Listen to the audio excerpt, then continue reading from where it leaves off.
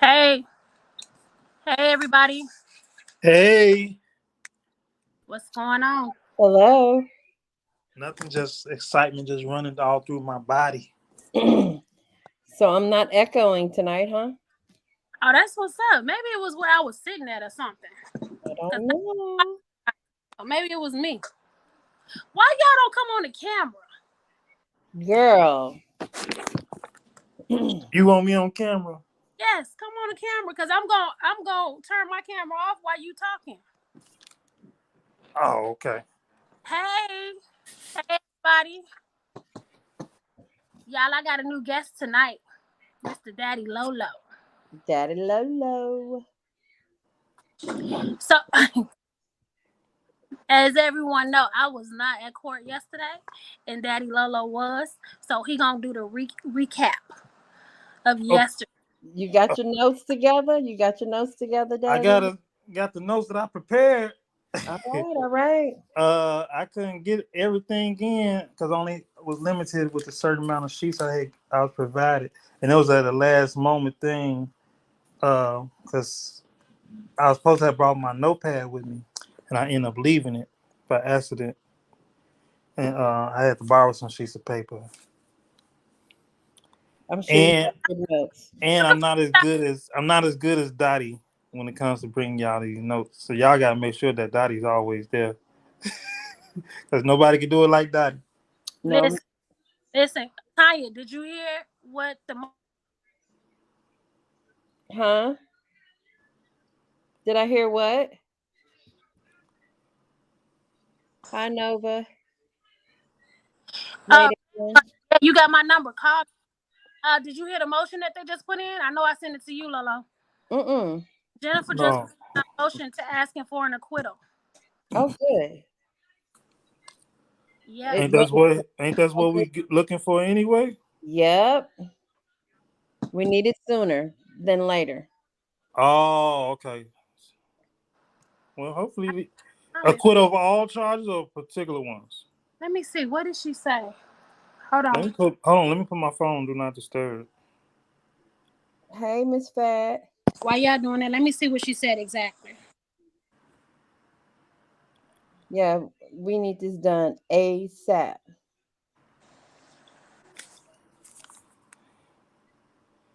Yeah, but I'm so excited. Are you excited? Share, please share. Now everything just seems to be working in his favor, Now in we just, Rob's favor. Oh, yeah, I can't read all that, y'all. It just says R. Kelly's attorney moves for an acquittal. okay. And she did this maybe about an hour ago. I'll I'll check it out.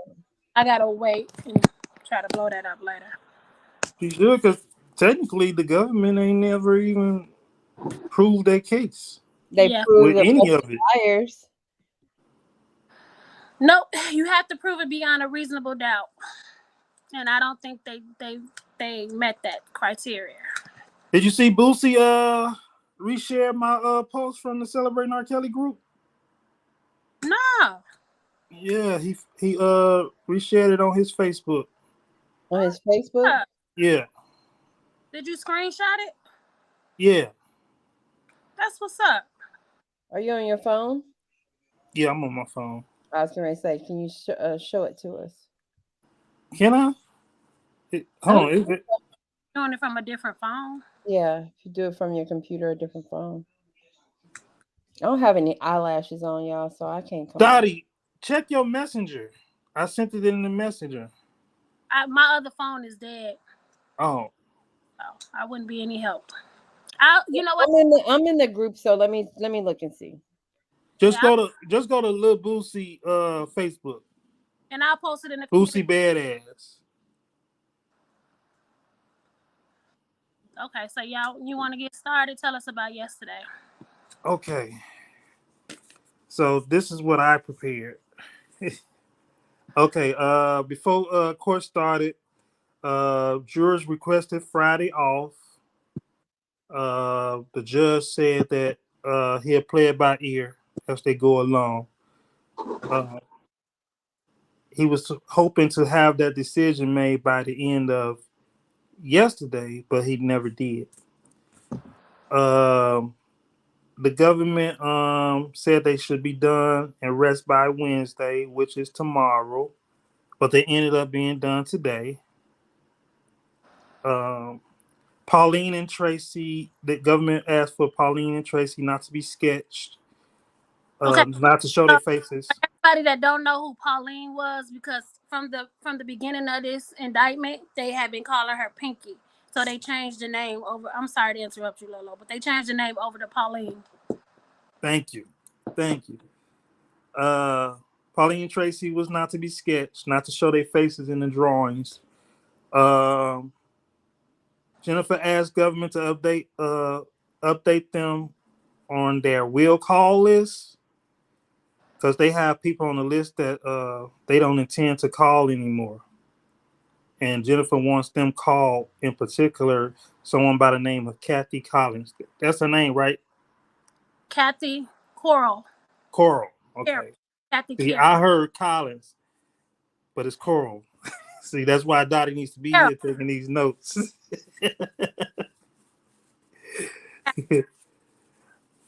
Okay, and the government said that they was going to update their list, and Jennifer is actually going to call Kathy as her witness.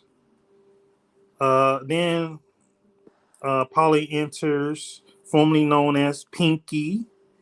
Uh, before Pauline was entering, well, while she was entering, prosecutors was passing a note around to the jurors, to each juror. I don't know what was on that note, but I'm just going to assume, since the defense didn't have a problem with it, or the judge, I'm going to assume that the note was just letting the jurors know that Pinky's name has been updated to Pauline so that they can be aware of who this person is. That's what I'm assuming. Okay, so Pauline was 37. She's 37. Her birthday is October 1984. She's from Oak Park, Illinois. She went to college. She's an educational teacher. She says she recognized Jane in the photo that was presented to her as an exhibit. She met Jane at the age of 13 in middle school. They were the same age in the same class. Jane introduced her to Rob at the age of 14. She first met Rob at a studio. Then she said she met him at the school. So that was contradicting.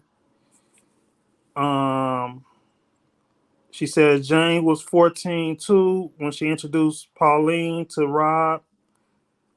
Jane will always be around when she was around Rob. When Pauline was around Rob in the beginning, she was usually at the studio or at the house when she was with Rob. At Rob's house, she found Jane and Rob in the Colorado room naked with Rob in front of her. In front of Jane. Rob was in front of Jane, naked, Jane was naked in front of Rob, and Jane was sitting down. Then Pauline ran out of the room. Jane chased her and told her to come back. Everything's cool. And then she asked why was she naked on her knees in front of Rob. Rob told Pauline that he was looking for bruises on her because Jane fell. Does that make sense? Rob said, "We all have secrets." Rob told Jane to kiss Pauline and for them to touch on each other. Rob touched Pauline and Jane on their breasts, and she was they both was 14 during this moment. She went on to have the intercourse with the two of them. Later on, I think the next time she said that they met up, Rob taught Pauline how to have oral sex. When they asked her what is oral sex, she said sucking D. And she said loudly and proudly. And the jurors were like, oh my God, ooh. She didn't have sex with him until she was 15 as well. Jane was present during this time when she first had sex with Rob. She had sex with him from the age. Here we go again. So she had sex with him from the age of 14 to 16. She had sex with him over 80 times. 60 of those were threesomes with Rob and Jane. 60 of those were threesomes with Rob and Brittany. She identifies photo of Track Studios on Larrabee, which is Rob's studio. She got to the studio to see Rob because Jane parents. They asked her how did she get to the studio. She said Jane parents took them there. Took her and Jane there, so that they can hang out. And then sometimes it'll be late at night. Rob gave her the number to the studio so she can get inside. She had sex with Rob in multiple rooms in the Chicago tracks. She saw Brittany at the studio, and she engaged in threesomes with Brittany and Rob when she was 15, 16, and 17. She had sex with Rob on a tour bus with Jane when she was 15 and 16. So she testified that she was sitting on a tour bus. Oh, hold on, that was later. On. Hold on, never mind. She had sex with Robin on the tour bus with Jane when she was 15 and 16. She spent time with Rob on a tour bus outside the state of Illinois. She loved Rob during the age of 14 to 16. Rob provided her with Hypnotic from the age of 14 to 16, and she said she loved it. She absolutely loved it. The problem with that is when she was 14 to 16, according to when she said she was born, that would have been 98 to 2000. So Hypnotic didn't come out till I think 2002. Jennifer brought up in the cross examination.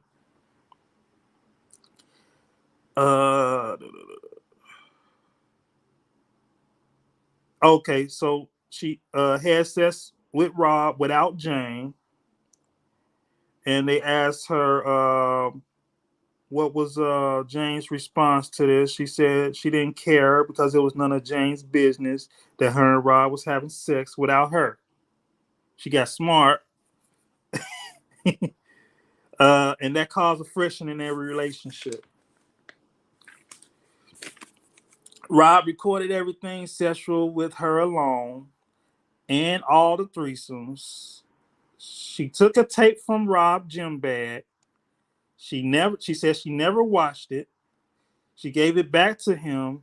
She took it because she said they asked her why did she take it. She said because she was a rebel. She participated in an interview with Chicago Police Department in 2001. Her and her mom participated in an interview. They wanted her to identify a photo of Jane naked with Rob. She said the photograph was taken on the tour bus to her recollection. She got a subpoena by Cook County to appear in the grand jury for 2002. May of 2022, she testified. She identified Jane in photos for the federal grand jury. She told them that she didn't see them having sex because she didn't want to admit it in front of her mom at the grand jury. Rob wanted her to come to Chicago during his 2008 trial because she was, I think she was living out of town. And she met up with him on the tour bus near the courthouse at 26th in California. She sat and waited for 2 hours for him to appear. When Rob arrived, Jane was on the bus. She said she sat and waited for 2 hours for him to appear on the tour bus, but she didn't know that Jane was already on the bus for those 2 hours. And wait. So go back to the tape. She said that she took a tape, but she didn't look at the tape. Right. She said she But took the tape. she was on it. No, she don't even know if she was on it. So Because she never looked at it, according to her. Photography, if that's what she's trying to say, or she just saying she took a regular tape. She said it was a tape in his bag, trying to say that it was a sex tape, but she never watched it, according to her. And when he asked for it, she gave it back to him. Oh. And she said that she only took it not to extort him, but so that he could call her or get in contact with her. Oh wow. Okay. I'm sorry. Go ahead. Okay, where was I? Okay, when Robert arrived, Jay was on the bus. Pauline was happy. Jane was kind of standoffish. She didn't know Jane was on the bus for those 2 hours. She was on it. Rob was talking to her about how wrong they were doing him, as far as like the government, how wrong they was doing him. This was in 2008. She didn't, and she told Rod that she didn't want to tell the grand jury about him, but and she said she wasn't going out to go find these prosecutors. They found her. Okay, and she describes oral sex as sucking his cock. She describes sex with him as him entering his dick in her pussy.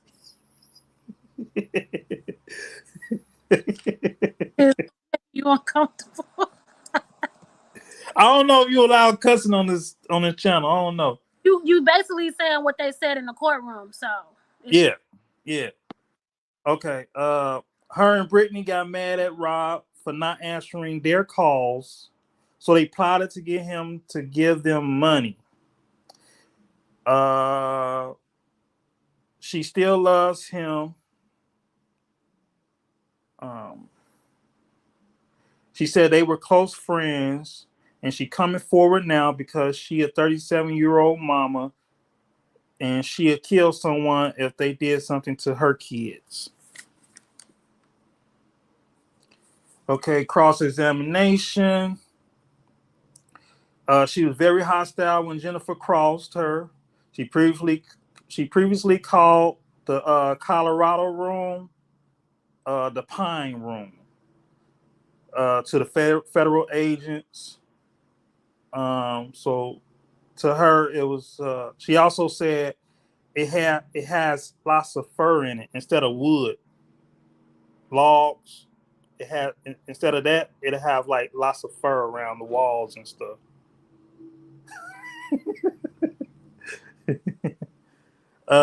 When she found Jane and Rob in the Pine room, the door was cracked. This is when she said she had found them. She found Jane in front of Rob naked, and then then Jane went to go chase after her. So it happened in the Pine room. And the door was cracked. That's how she was able to see it. And this was a story that she never told any law enforcement until 2019. She saw Jane and Rob have sex in 1997. In 97, which is contradictory to everybody else's story. 2004, her and Brittany made a plan to get $35,000 from Rob. She then looks over at the prosecutors and smiled. She said Rob told her to do what she got to do when she told him she was testifying to the grand jury. So he wasn't trying to try to stop her from interfering in whatever this case is. Hold on. This yesterday's testimony for anybody Yeah, that's not yeah. today. This yesterday's testimony. She says she wanted to extort him for. Okay, so it came out that she wanted to extort him for a tape for $50,000 that she took from the gym bag. Because when Jennifer said that you stole from him, she said, I didn't steal it, I took it. And so Jennifer said, well, excuse me, I keep getting this all wrong. That still means that you took it, or that it's not the same, however way you want to put it. But she told him that she only was playing when she took it.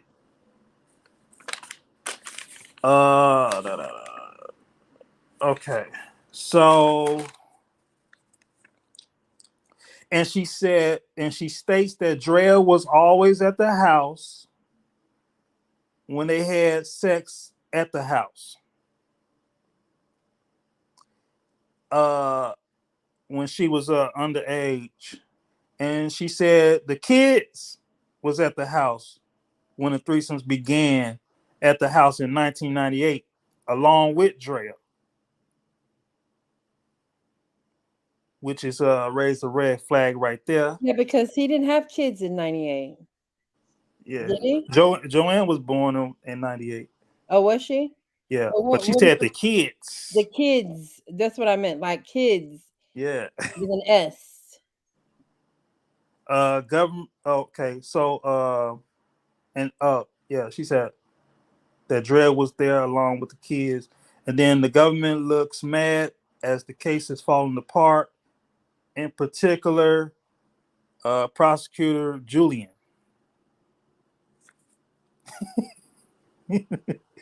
Okay, now we on to somebody by the name of Greta Allen. Greta Allen was a register at Rich Township for the high school district 227. She recognized transcripts for Tracy at Rich East High School. Tracy graduated in May of 1999, but her withdrawal date may not be accurate. It's from August 18th, 1999. Greta did not work at the school while Tracy attended from 96 to 99. Tracy had a 2.4 GPA the year she graduated. Her first year of high school, her GPA was 1.8, which is a D average. Second year was a 2.1. And let's see. So she graduated early with a C average of 2.4. She was absent from school her last year, 30 days. She missed 30 days of school in her last year, but somehow she was she missed over 6 weeks of school. And somehow she was still able to graduate early. And she says she does not know if Tracy actually did graduate. And Tracy's date of birth is August of 1982. August 2nd, 1982. Okay, and then Tracy took the stand. Tracy, she says she's 40, grew up in Chicago, first started at Proviso East High School, then went to Rich East after high school, went to Rich East, transferred to Rich East her freshman year. Uh, After high school, she went to Columbia College. She met Rob in the spring or summer of '99. Kathy Curl, that's her name, Curl? Curl? Yep. Curl introduced Rob to Tracy when she was 16. Epic Records was located in Rolling Meadows, Illinois. She was paid cash for her intern on a weekly basis. As an intern, she would go to nightclubs with artists. So here she is, supposedly be 16 years old. She's inside of nightclubs, drinking, doing whatever. She worked as an intern for a year and a half. She first met Rob at Hoops Gym when Kathy introduced them, and this was her first time at Hoops Gym. After Hoops, Kathy drove her to Chicago Tracks. She identifies the studio photos. After she arrived, Kathy left out the room, left her and Rob in the room. Rob told her to sit on his lap so he could show her how to work the recording studio board. A few of Rob employees was in the room at the same time this was going on. She refused to sit on Rob's lap. When Kathy returned, Rob told her to say that she had to go to the restroom. She said, "No, I'm not. I'm not going to the restroom." When Kathy come back, she then left with Kathy. She later saw Rob at the expo at the McCormick Place. She introduced her cousin Kelly to Rob. Her cousin wanted an autograph. After she got the autograph, she got his number. She got Rob number, Tracy. Kathy saw that she got Rob number as well as others. So Kathy had saw that Tracy got Rob number, according to her. She called Rob later that night from Kelly's phone in her bedroom. So it was Kelly's phone from her bedroom that she used. Uh, she asked him what he wanted, and he said, "Come to the studio." Kelly talked to her mom into letting them go because it was really late at night. At the studio, Rob had his cousin take them into a smaller room. He then made her friend move. He couldn't hear her.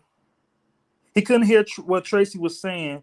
So then he pulled Tracy closer to him and took her upstairs to his office.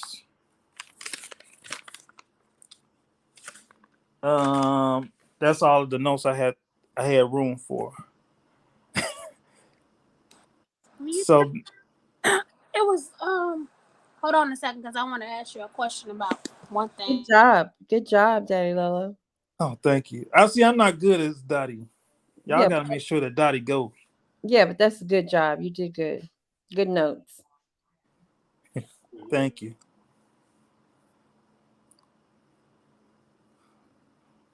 But after that, after Tracy, I think So on one of them, Kelly got on the stand. so with one of them, which one was it? Was it Tracy or was it Pauline that said that she met him when she was 16 and that was in 99? But then she says in another document that she filed a lawsuit against him in 2001 when she was 21. That was Tracy.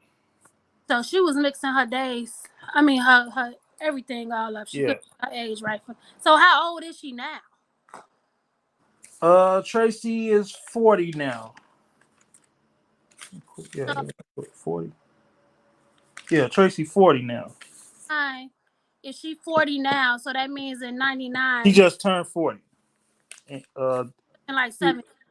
Earlier this month, she made 40. So depending on what month it was in 99, she would have been 17. Yeah. But when she filed the lawsuit, It was 2001. it was in 2001, but it states that she met him in April of 2000 on the lawsuit. And she was saying that she didn't say that. She said she told the lawyer that it was 99, and the lawyer told her, what difference does it make if you're 16 or 17? You're still getting paid. That's crazy. And her lawyer was none other than Susan Loggins, the lawyer who everyone goes to That is when they want some money from Rob. That's true. All of these, Miss Fest say, and any child getting a lawsuit has to have a parent with them. Yeah. Yeah. That's crazy. Anybody else had any questions on yesterday? It was so much stuff that I seen. Oh, I seen the part where I guess Tracy has said I was in high. She was speaking to Majine, and she said I was in high school, sweetheart. I was a minor at the time, and then Majine says to her, "Well, are you aware that in Illinois the age of consent is 17?" And then she says, "Oh, well, you learn something new every day." No. That Who? was Paulina that said that one. Oh, okay. That was Pauline said that one. So now with Pauline, aka Pinky, it was supposed to be her and Brittany, which if I don't know if you guys know, but they did not call Brittany to the stand, so she was removed from the indictment. But it was her and it was Brittany and Pinky that was trying to extort him for the 35,000. Yeah. What happened with that? I don't even know if they got paid, but she said that they was only doing it because he wasn't answering their calls. Wow. I don't know. It had you all confused too, huh? So now we understand why Jennifer asking for an acquittal. Yeah.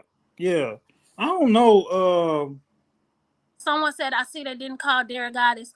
Derek Goddess is going to be a witness for the defense. So McDavid's team called him. Okay.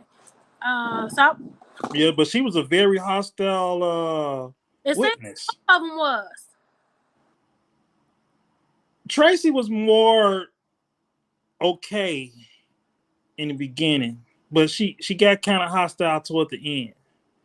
But Pauline came on the scene as a hostile, very hostile, even when the prosecutor was questioning. I was thinking, y'all, that could it be possibly that the government is telling them because Jennifer is known as a hothead to kind of get her off her game, be ugly to her? I was just talking to my guy Loyalty today earlier. I said it seemed like every time Jennifer get back into a back and forth with them, the government try to say, objection, Your Honor, the counsel is harassing the witness, but they don't never say when they witness starts it off. Well, that's and Jennifer go back at them. That's what I'm saying. Could it be possibly they're wanting to create that environment to make her look bad in the eyes of the jury for her reacting? I don't think it's looking bad for the jury. Yeah, that wouldn't have worked, Tanya, because the jury seen how they was acting. Yeah. Well, I'm just saying, possibly to make her seem hostile and seem like she's beating up on the witnesses. I mean, it's just They was calling for an objection because when Bonjean used the same approach that they was answering with, they started getting attitudes, and instead of just answering yes or no, they kept going on and on. So they was kind of helping the defense because Jennifer based a lot of her questions off of what came out of their mouth next. Right. Got it. Yeah, Right. got it. So that's why they was objecting, because they needed their witnesses to stop talking. Got it. And I noticed that when McDavid's lawyer is up there and Jennifer lawyer is up there, the juror seems to be more in tune with what's going on. Yeah. They be all in the notepad, like, okay.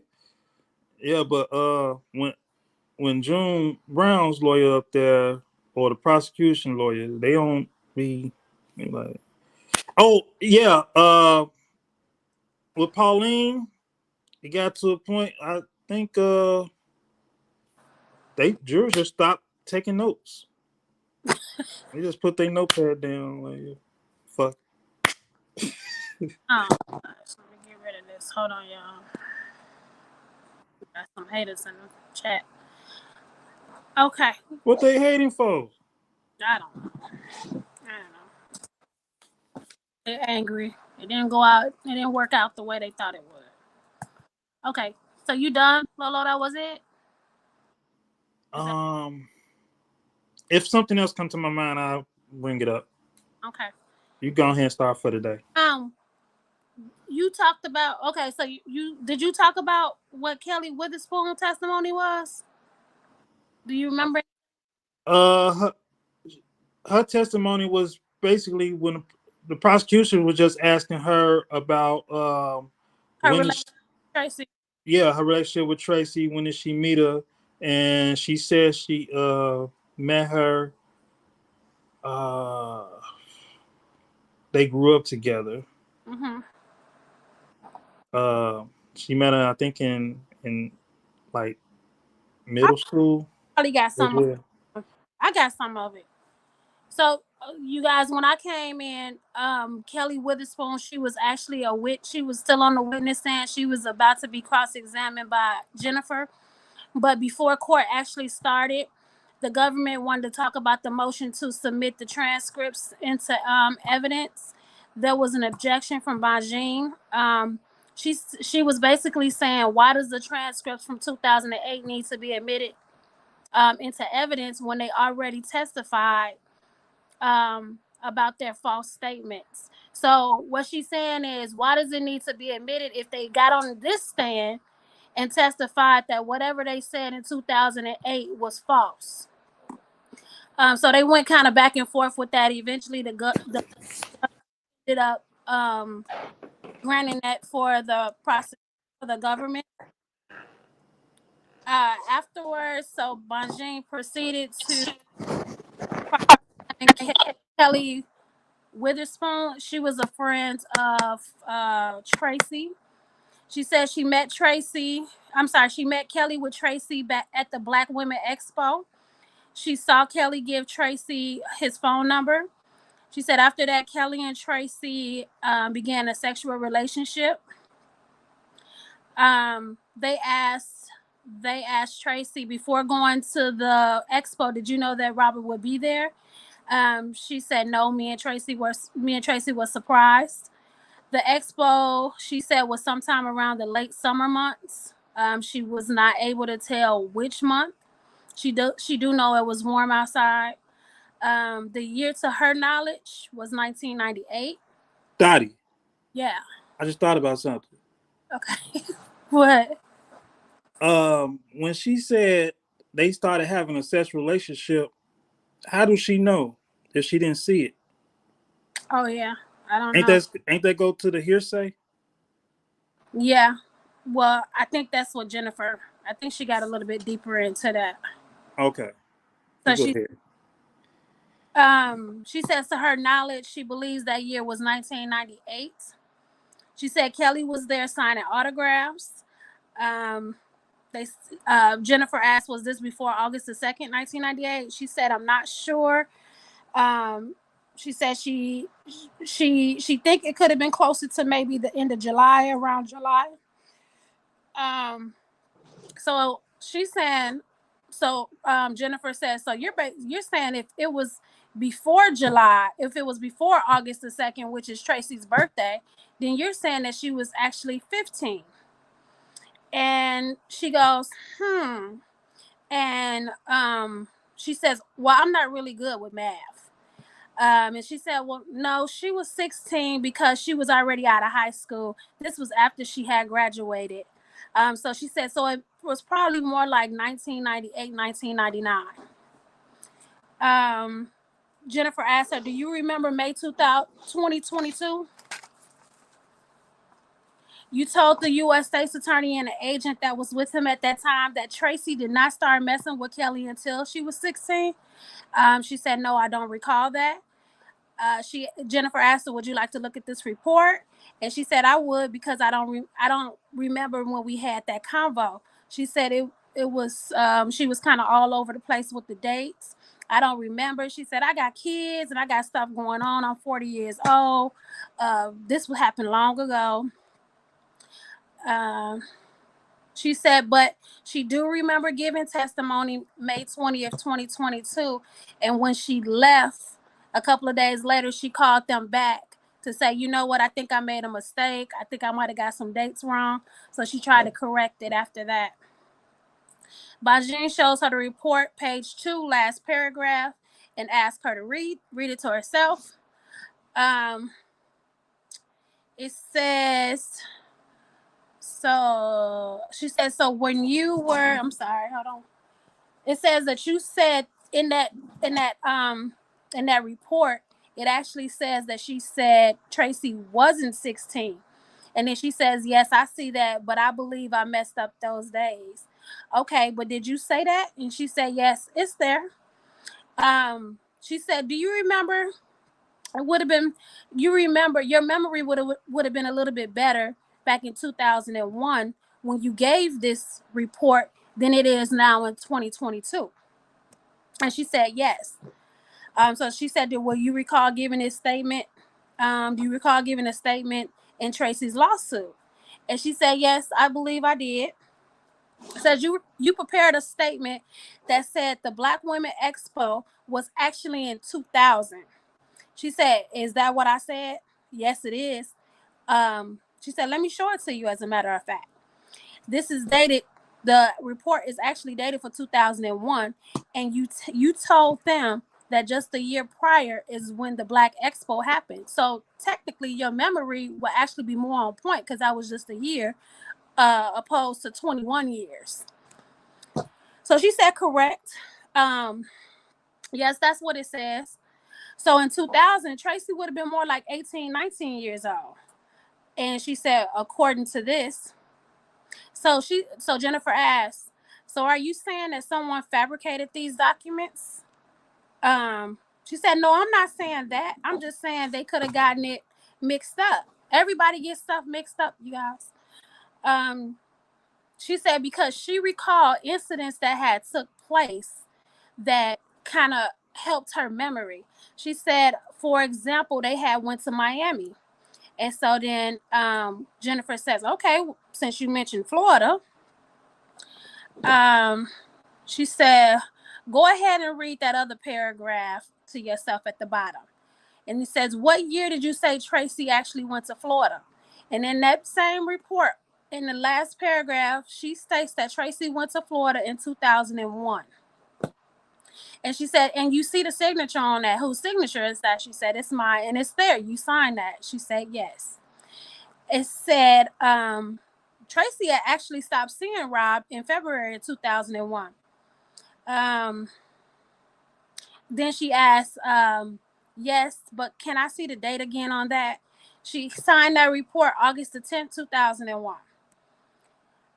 You signed this the same year, so your memory again should have been fresher then than it is now. And she said, well, at that point, yes, not now. Then Bonjean says, Tracy was actually living with you when you say. She said, yeah. And when you went to the Black Expo, she said, yeah, I can say that. She actually filed that complaint the same year you actually did that statement. And she said, yes, according to the statement, they was filed pretty much around the probably the same week, definitely in the same month. So then they pulled up the complaint that Tracy had filed, which was dated August the 13th, 2001. And like I said, the report that she gave was August the 10th, 2001. Tracy filed the lawsuit August the 13th. So she says she was an intern. It actually says here on the complaint that Tracy was an intern at Epic Records in 2000. There was an objection. The judge overruled. She said in April 2000, Tracy actually met Rob, and this is more consistent with the statement that you gave in that lawsuit. She says yes. She said, and then she stopped seeing Rob in 2001. Yes. And when you signed that statement, it was in support of Tracy, right? She said, yes. You had no reason to lie about the dates that will mess her up here in court. She said no. She said this was filed less. She said the lawsuit that Tracy filed against Rob was actually filed less than 6 months after they stopped seeing each other. She says, so when you signed this statement in August 2001, you indicated that you had gone to a track studio after you met Rob. Yes. Was it the same day? She said, probably the same evening. Yeah. She said, that's when you said that they disappeared for some time. She said, correct. She said, she didn't happen to say what happened. She said, no. She didn't tell you that he did something inappropriate to her. No. Tracy began working for Kathy Carroll at the age of 16. But in your statement from 3 months ago, you said she was 17. And she said that she was probably she said she was basing everything off of her age, because she said she was thinking about how old she was, and at that time she was 17, and Tracy is a few months younger than her, so she probably hadn't turned 17 yet.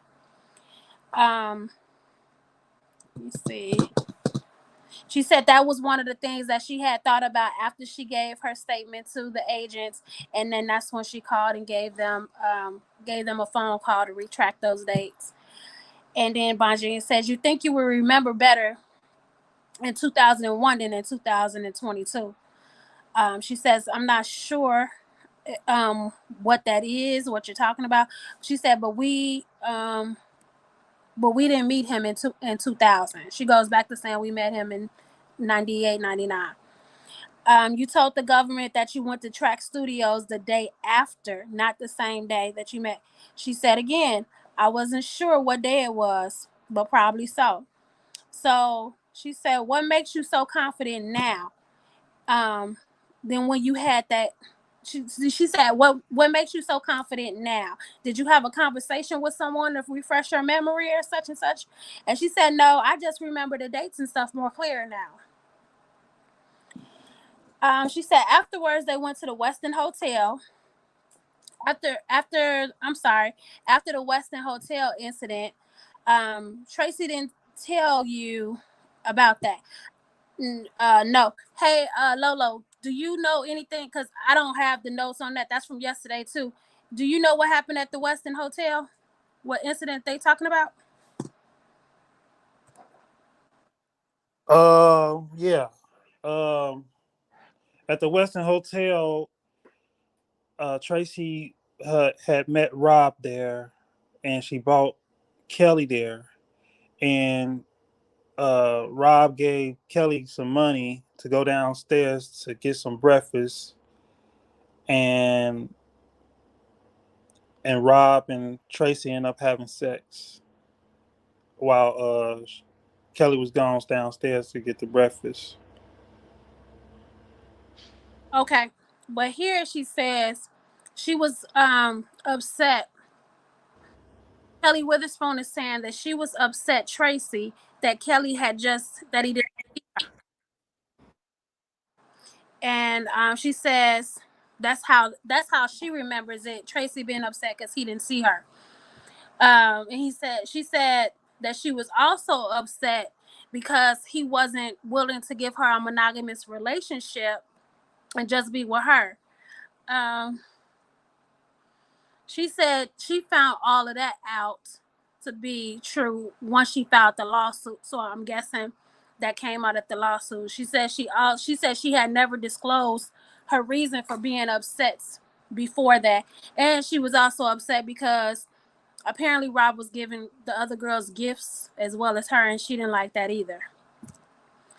So Bonjean went to show her the report again, had her read it to herself. Oh yeah. Another thing, Tracy said that she was involved with a threesome with Jane. Wait, hold on.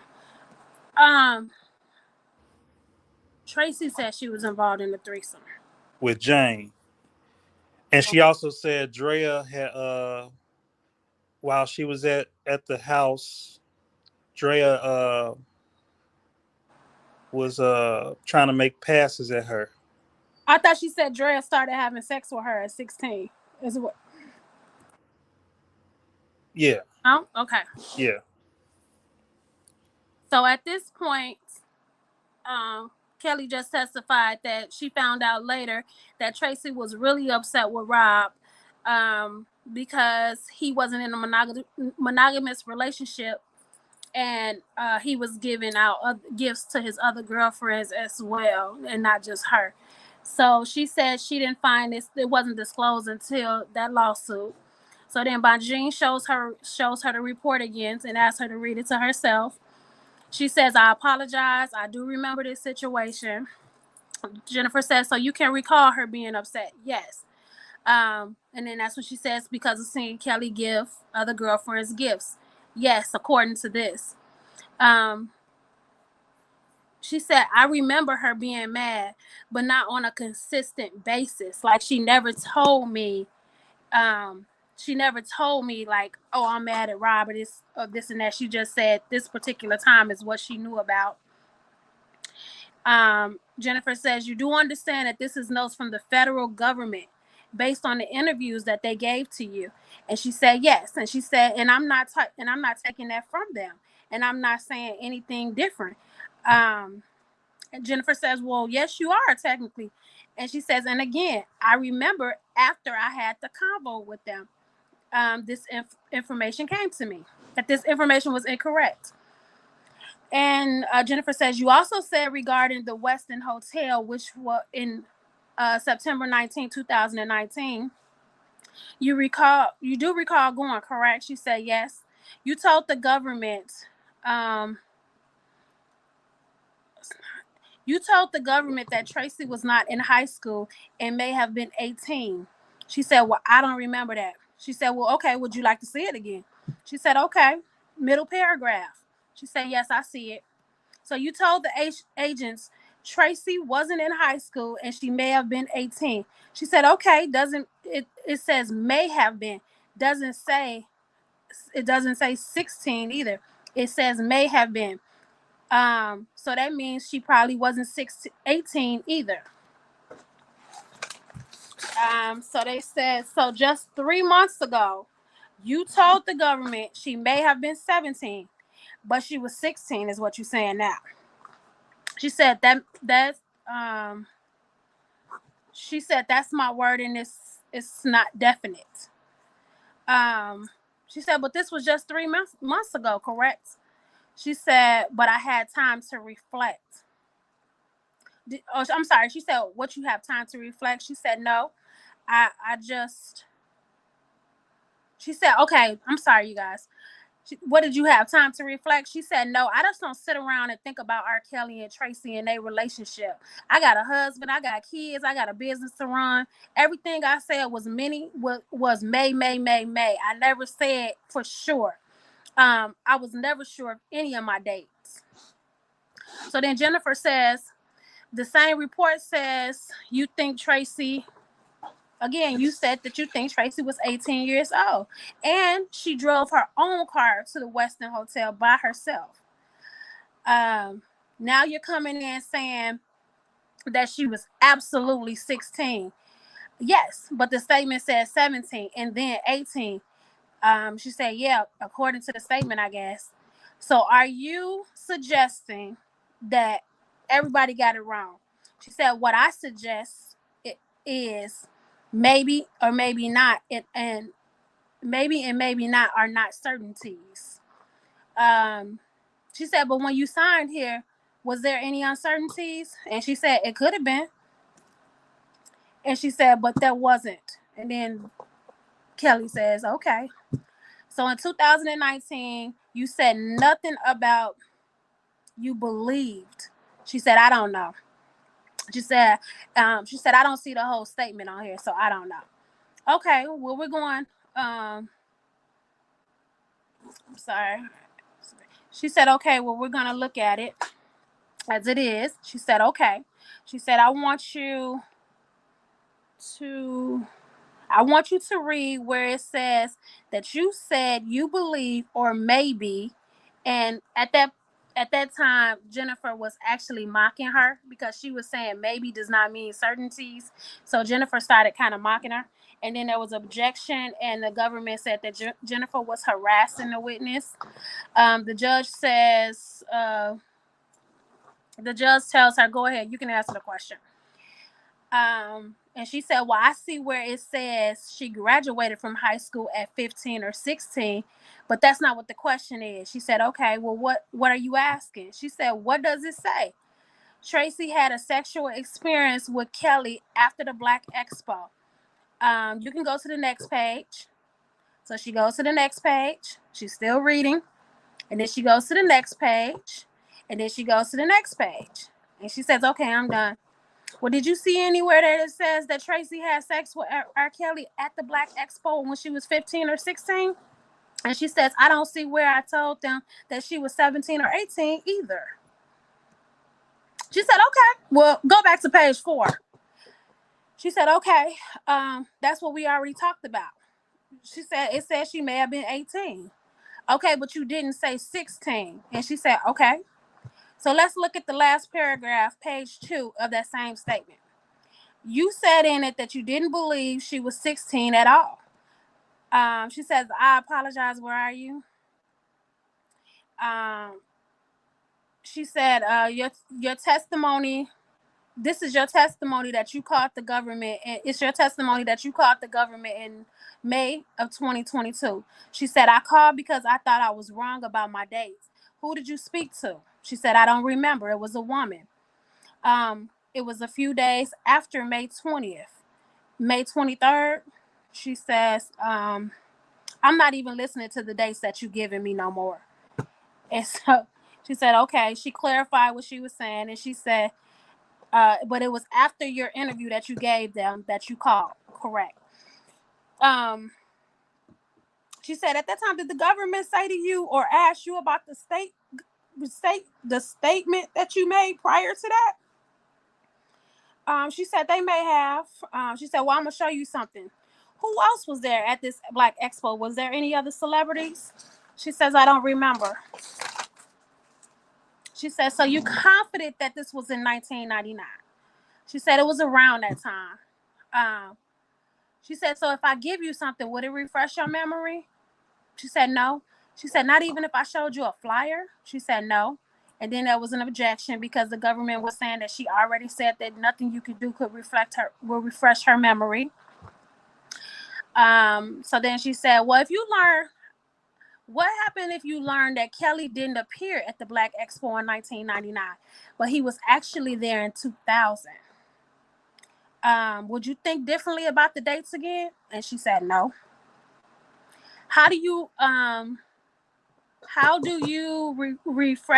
recount about, what do you remember about your testimony in 2001? She said, listen, this is what I'm saying. We was not going to go hang out. We wasn't going to go see no celebrities. So we wasn't looking for no flyers. We wasn't looking for who gonna be there and stuff. We was simply going because Tracy called and said that she needed to be there because we were going with Kathy. And there was nothing that was planned. And then Jennifer says, okay, Kathy was there. She said, yes. And she said, was this the last time that you talked to her? And she said, yeah, it was probably after the Black Expo, speaking to Kathy. She said, in 2000. And then Kelly says, whatever. And so she asked, did you talk to Jerome Kemp as well? When was the last time you talked to Jerome Kemp? And then Kelly laughed and says, no, I haven't. So Jerome Kemp, if you guys remember, he was the one that couldn't get his dates right either about when Tracy, he was the one that testified that he seen Tracy and Rob at Hoops and he couldn't get the dates right. I think that was last week's testimony Friday. So then the government came back to redirect. They said, so you asked about the call. You were asked about the call that you had made to us. Yes. In an interview in May 2022. It was on the 24th, correct? Yes. You contacted them to correct the dates and said that you believe Tracy had just turned 17 and she was 7 and you were 17 at that time. Yes. Bonjean says, Judge, whatever they asking her is consistent with exactly what I asked her. I never said or tried when she said she was 17. I took it as what she said. She said she was 17. Why would I argue with that? Because technically, the age of consent in Illinois is 17. So why would she argue with that? Which is a good question. So then they called the next witness, which was Nia. And the government is still up at this time, you guys. So she says, okay, you're okay with being called Nia? They asked. Yes. How old are you? I'm 42 years old. I was born in August 1980. Do you know Kelly? She says, yes. She knew him as a performer. And she met him personally when she was 15 years old. Do you recognize him? Yes, he's sitting in the court. They asked that time for everybody to remove their masks, but Jennifer stipulated, so we didn't have to. What year was this around? She said 1996, sometime around the spring. She met him at the Lenox Mall in ATL. She said she was living in Georgia at that time. She said her and a friend were at the mall and they had seen Robert and they had asked for an autograph. He gave it to her and he asked them if they were attending his concert that night.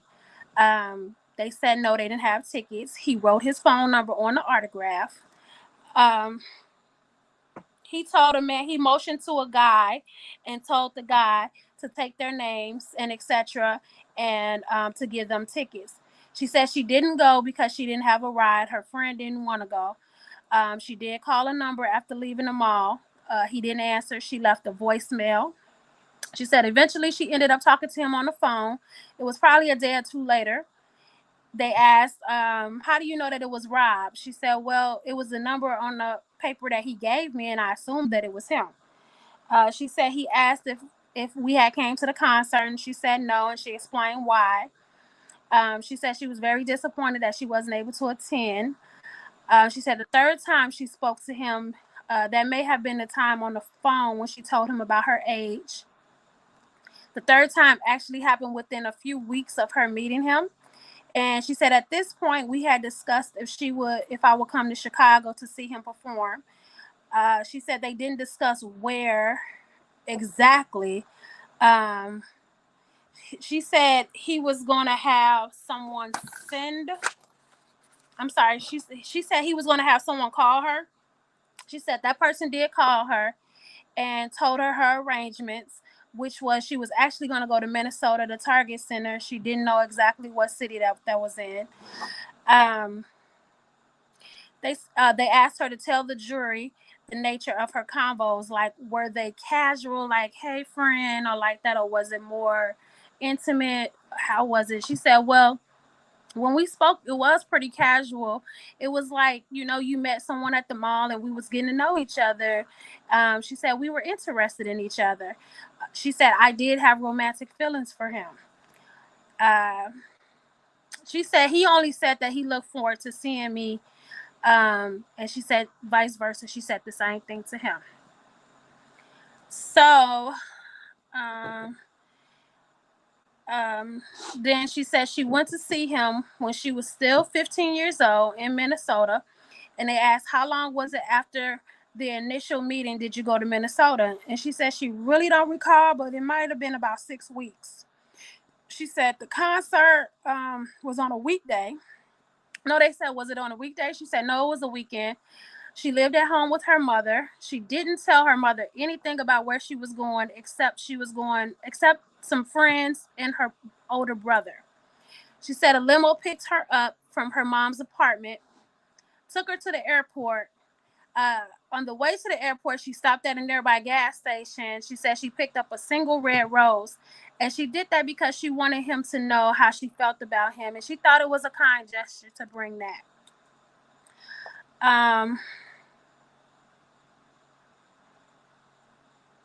She said she recalled them giving her a code because she had no ID, and that's how she was able to board the flight. When she got to the airport, she went to the counter, she gave them a code, and they gave her a ticket, and she boarded the plane. She said when she got off the plane, there was someone that was waiting for her that had a poster, or I'm sorry, a sign with her last name on it. That ride took her to the airport, where she then went and she had gave the front desk person another password, and that's how she was able to check into the hotel. She said she believed the concert was the same day that she arrived because she remembered getting a call from someone saying be ready by 7. She said the call came on the hotel phone. She said she reached out to Rob when she got there just to let him know that she was there. When she got to the hotel, she got another call to actually switch the rooms. She recalled going to the other room because in that room the phone actually didn't work. And she remembered reporting that. She said she then got transported by a big Sprinter van to the concert. She said she didn't see anyone that she knew. She got to the concert. She went to the will call, gave them a password, and she went to her seat. She said no one guided her. She went to her seat on her own. She said she just watched the performance. She talked to a young lady that sat beside her. She said she was about the same age. They swapped phone numbers. After the concert, she said a guy came and gestured for her to come, and she started walking with him backstage. He took her to a car that was waiting, and then told her, Kelly said that he'll be with you later. She said she actually didn't see Kelly that night. She said he called the next morning and apologized for not seeing her and said that he would come that day. She said that he did come that day, and that was the same day that she was leaving. He did come that day, probably before 12. The phone call was after 9, was around 9. She said when he came to see her, I went ahead, sorry. He gave her a hug. He gave her a kiss. She asked for a picture, and he said, no pictures, maybe another time. She said he did kiss me on my lips.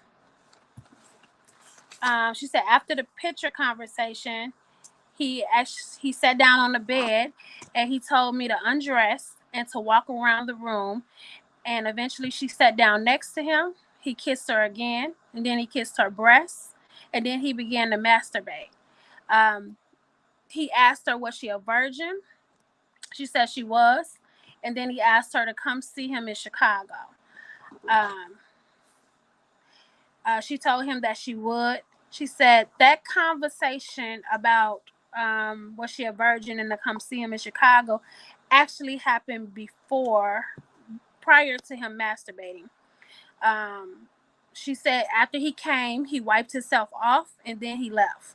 She said he left in such a rush that she never was able to give him her rose. She said she didn't return to ATL right away.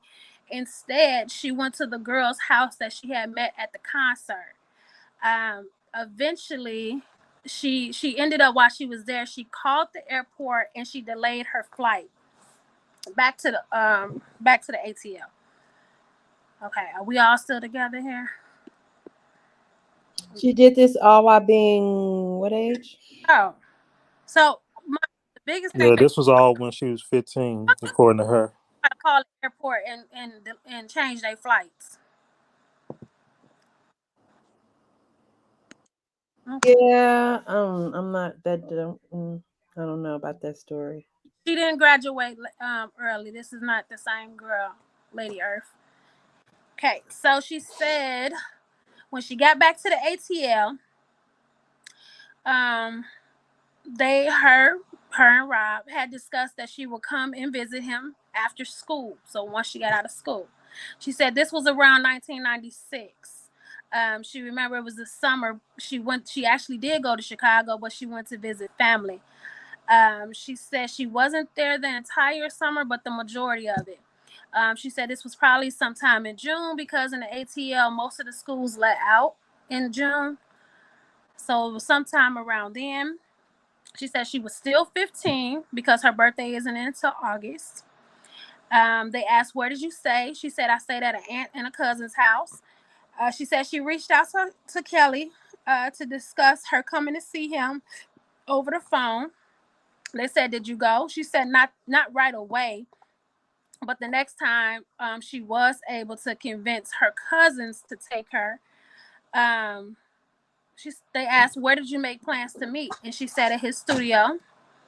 He gave her the address. She said her cousin drove her and she went with three other cousins. So it was a total of four that went to the studio. She said she don't remember what day of the week it was because it was the summer, but she do remember it being around 7 or 8 o'clock ish. They asked what happened. She said we waited. Once we were let in, we went in. Kelly came out, gave me a hug, and he spoke to my cousins. He said he thought that I was coming alone, and he asked my cousin what was we all getting into, what plans do we have, and so they all just decided just to hang out at the studio. Um, she said he was very nice, and he said that it was fine for everyone to stay.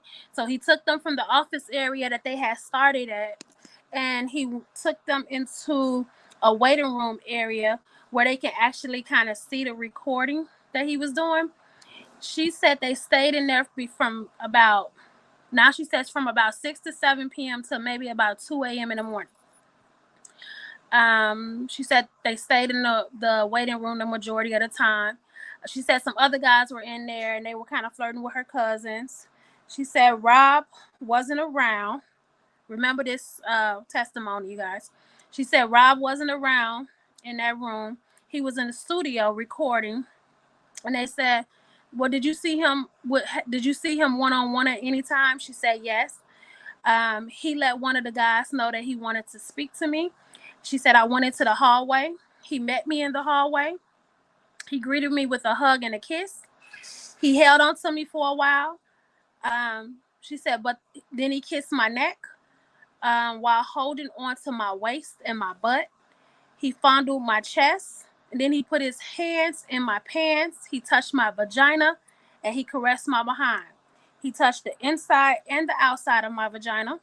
She said they didn't talk much in the hallway. Towards the end of the night, he motioned again to come to the hallway, and she said pretty much the same thing happened.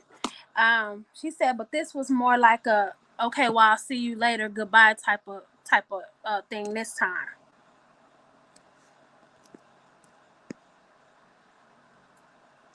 So, and then she said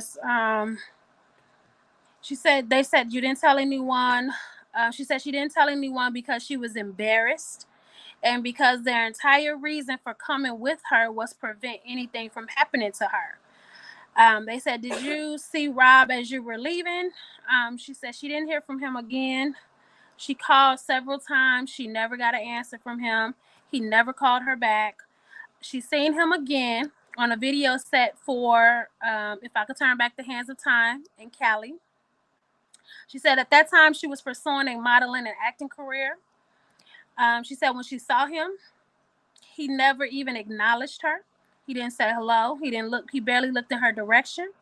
And she said at one point when he did look at her, she thought maybe he recognized her, but he still never said anything to her. She said she filed a lawsuit again. She filed a lawsuit against him in 2002 based on everything that she said today that happened. They asked were there other people named in the lawsuit. There was an objection. the government withdrew that question. Did you settle out of court? Yes. Was the agreement?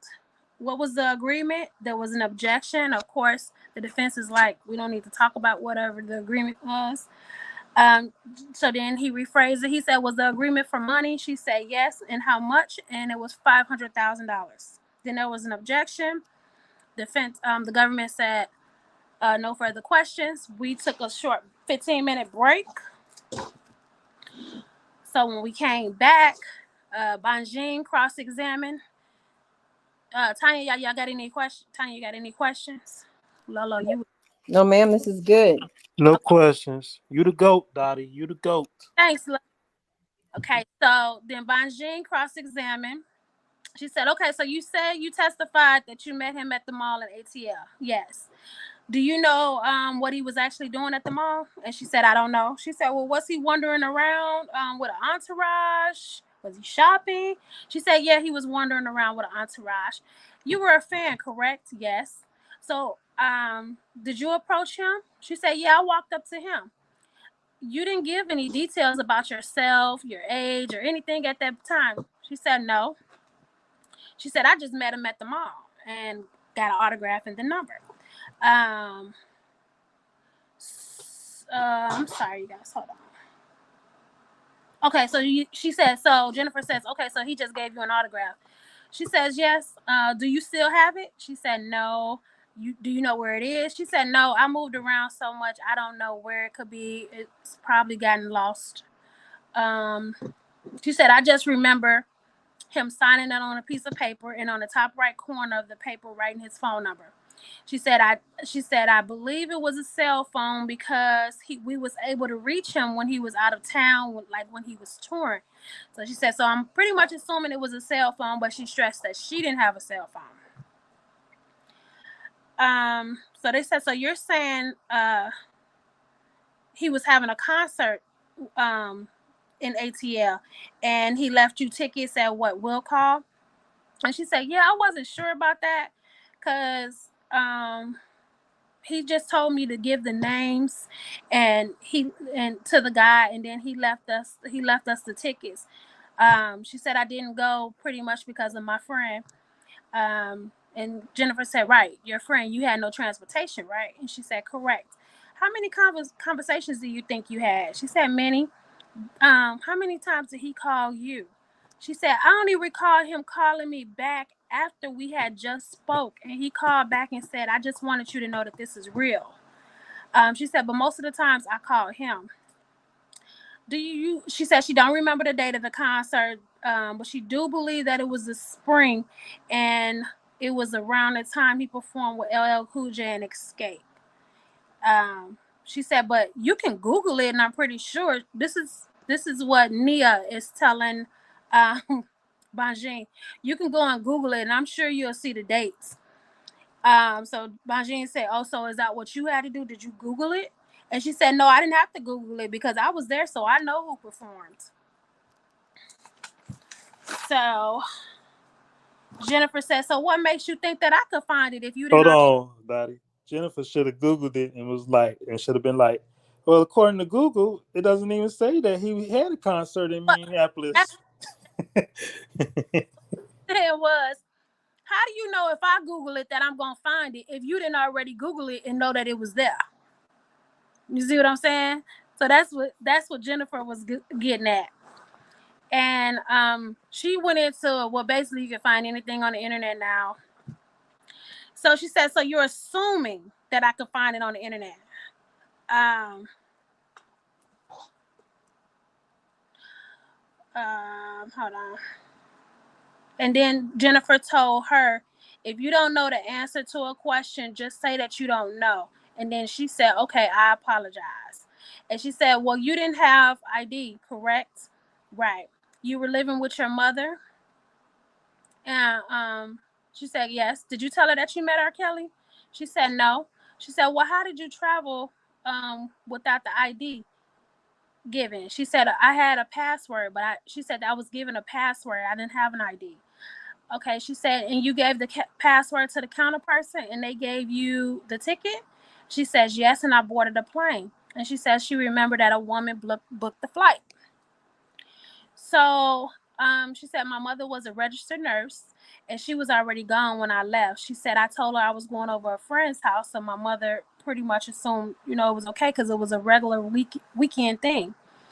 She said she never talked to Rob about her mother or anything. She said, Jennifer said, so you told him you were 15? Yes. Did you tell him that you had to lie to your mother? Or your mother wouldn't condone you leaving the state of Georgia, getting on a plane, and going to be with a grown man? And then there was objection, and the judge sustained it. Did you tell your mother? She said no. Did you tell Rob that you had to keep it a secret from your mother? She said no. So you didn't tell him that you had to be sneaky with it? She said no. I just told him that I was going to be able to go. I wasn't worried about. They asked, what about the limo? You wasn't worried about the limo pulling up? She said no, I wasn't worried about it. She said my brother was there. He's 2 years older than me, but we're kind of like best friends and stuff. He knew what was going on and where I was going, but she said he never told me not to go. And she said he's seen a limo as well, but he never told my mom.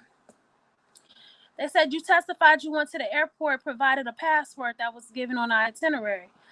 She said I wasn't required to give an ID. She said Jennifer was saying you do have to show ID, and she says no, she didn't have to. And she said she didn't have to have an adult with her either. The car service, you had a car service when you arrived. She said yes. And they drove you to the hotel? Yes. She said she wasn't sure what hotel she stayed at, but she do remember when the woman called her and gave her the arrangements. She told her what hotel it was, but she just didn't recall now. Was that your first time on a plane? She said no, I had been before with family. She stated again, she reiterated, no, I gave them a code when she checked into the hotel. She said she believes that it was in her name, but she can't be for sure. But once she gave them that code, they gave her a key. She went to the room. They said, you picked up a rose from the Shell gas station by your mother's house. She said, did you mention that you gave the rose in your 2019 statement? She said, yeah, I told the government about the rose. I told them. Jennifer says, okay. And so she says, now, after you checked into the room, did you see anyone associated with Rob? She said, no. Did you call him? She said, yes. What did he say? He answered and said, she said he answered, and I just said that I was there. It was a short conversation, nothing major. So then Jennifer says, in the Sprinter van picked you up? She said yes.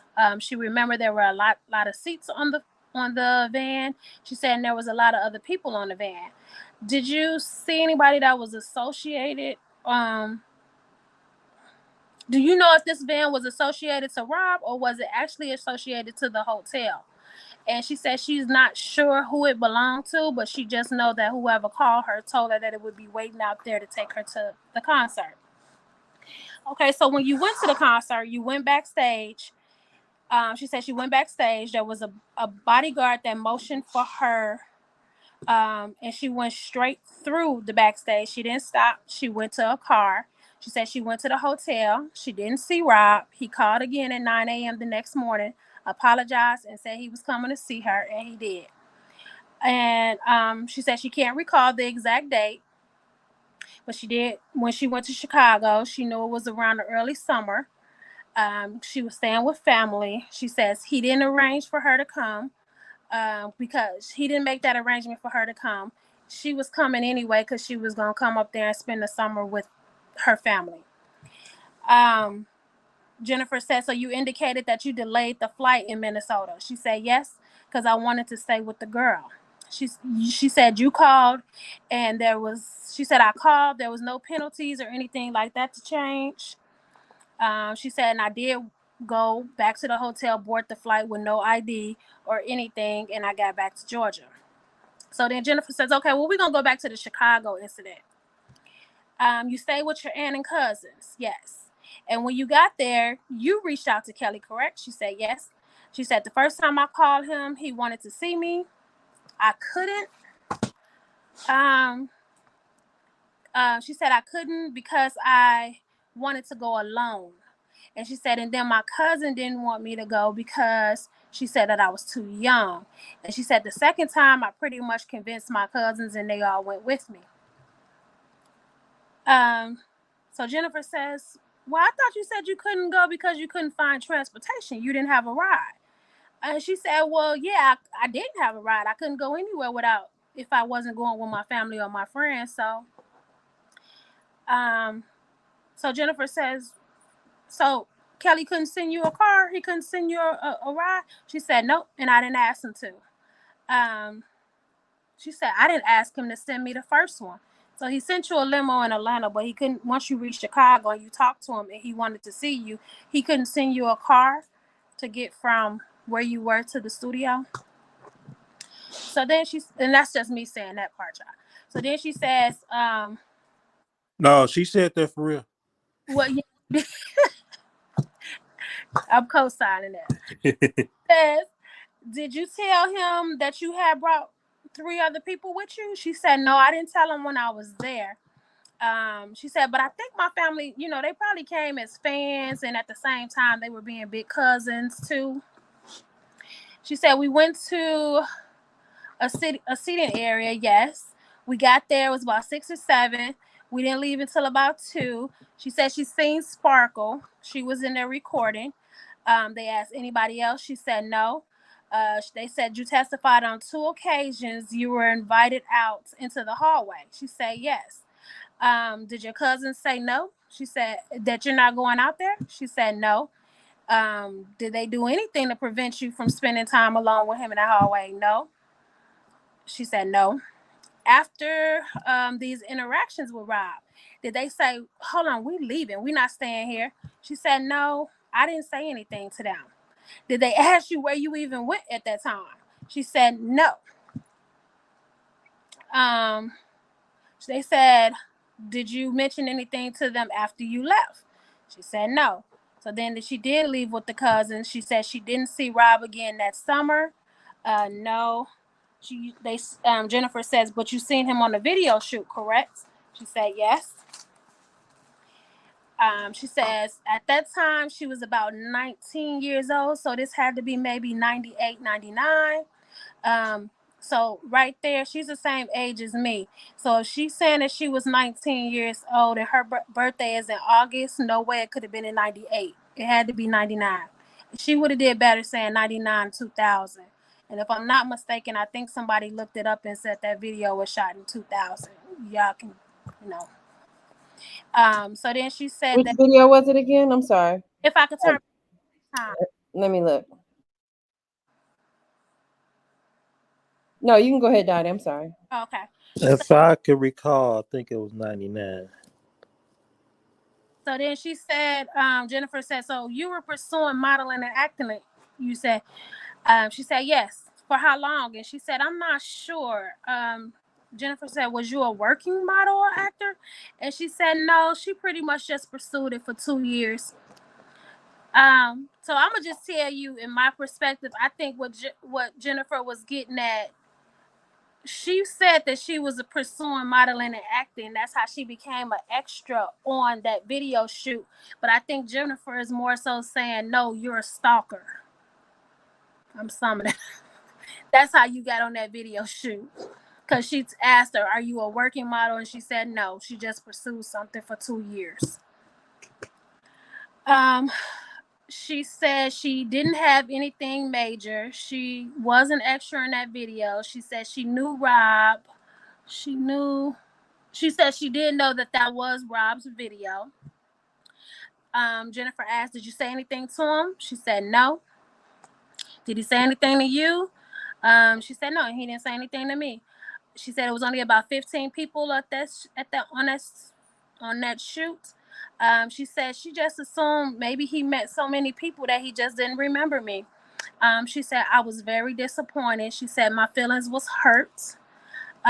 She was like, because he just never even acknowledged me or said anything to me. July 27, 99. Okay.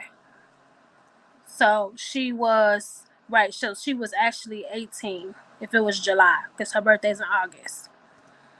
So she said it don't even matter because he didn't even acknowledge her. He didn't even know her no more. So she says at some point she had heard about the scandal, and she said after that she said yes, and then Jennifer said, and after that you filed a lawsuit. She says yes. Jennifer says initially you contacted a private attorney's office. I'm sorry, she's saying she initially contacted a private attorney's office to be a witness and tell them what had happened to her. She wanted to see if there was any way she could help with that. So Jennifer says, wait a minute. So this is a criminal case, and you contacted a private attorney to offer your assistance? She said yes. Jennifer says, that attorney wouldn't happen to be Susan Loggins, was it? Yes. She said she told me to come to the office. She listened to my story over the phone. She told me to come to the office. She could be able to help. And she said at that time we ended up filing a lawsuit. And she said as soon as we approached him with that lawsuit, it was settled immediately for the $500,000. Jennifer said, okay, no further questions. So then the government comes back and says, the government says to the judge, Your Honor, we just want to redirect. We have less than 10 questions. And then the judge says, okay, call your next witness. So everybody started laughing because he ain't listening to nothing they saying. So then the government at that point redirects Nia. Even the jurors was laughing. Yeah, that was funny. He says the government asked, the government says you were asked questions about the role. She said yes. You were asked if you had told anyone. She said, I remember telling you guys about it. And then they showed her statement with the date of August 2022. Then they asked, as to the timing of the lawsuit, yes. They showed her something to review. Front page was the front page of the lawsuit, yes. Do you see the date? Yes, the date was May 10th, 2002. So I don't know, you guys. I guess I don't know. And then that was No, because the charges came out, I think, in March of 2002. But that still wouldn't make the point, because if the charges came out in March, April, May, that's still 2 months. That means she may have not have heard about it right when it came out. She may have heard about it a month later, did her research to find Susan Loggins, because I know that they didn't flash the number Susan Loggins on the screen. So she had to do her research to find Loggins, and then she contacted Susan Loggins, which would take an average person at least 2 months to get all this down pat. So, like, when he asked that question, in my opinion, he just asked a question that was for the defense, if y'all get what I'm saying. So, there was no further questions. Then the government called their next witness, was Cheryl Ware. She was a friend to Nia. I'm sorry, she was actually the former cousin to her ex-husband cousin. Nia is her ex-husband's cousin. Listen to this, y'all. See how they contradict each other. She said she'd known Nia for about 30 years. They did spend the summer with her. She said that was probably in 94, 95. Nia said 96. She said, well, how old do you think she was? About 15. She said, because I was 24. So if she's saying that she was 15 then, that means in 96 she would have been more 16, 17. So then Nia, how did you get the address? She said, Nia gave us the address. Where did you think that you were going? She said, to go see R. Kelly.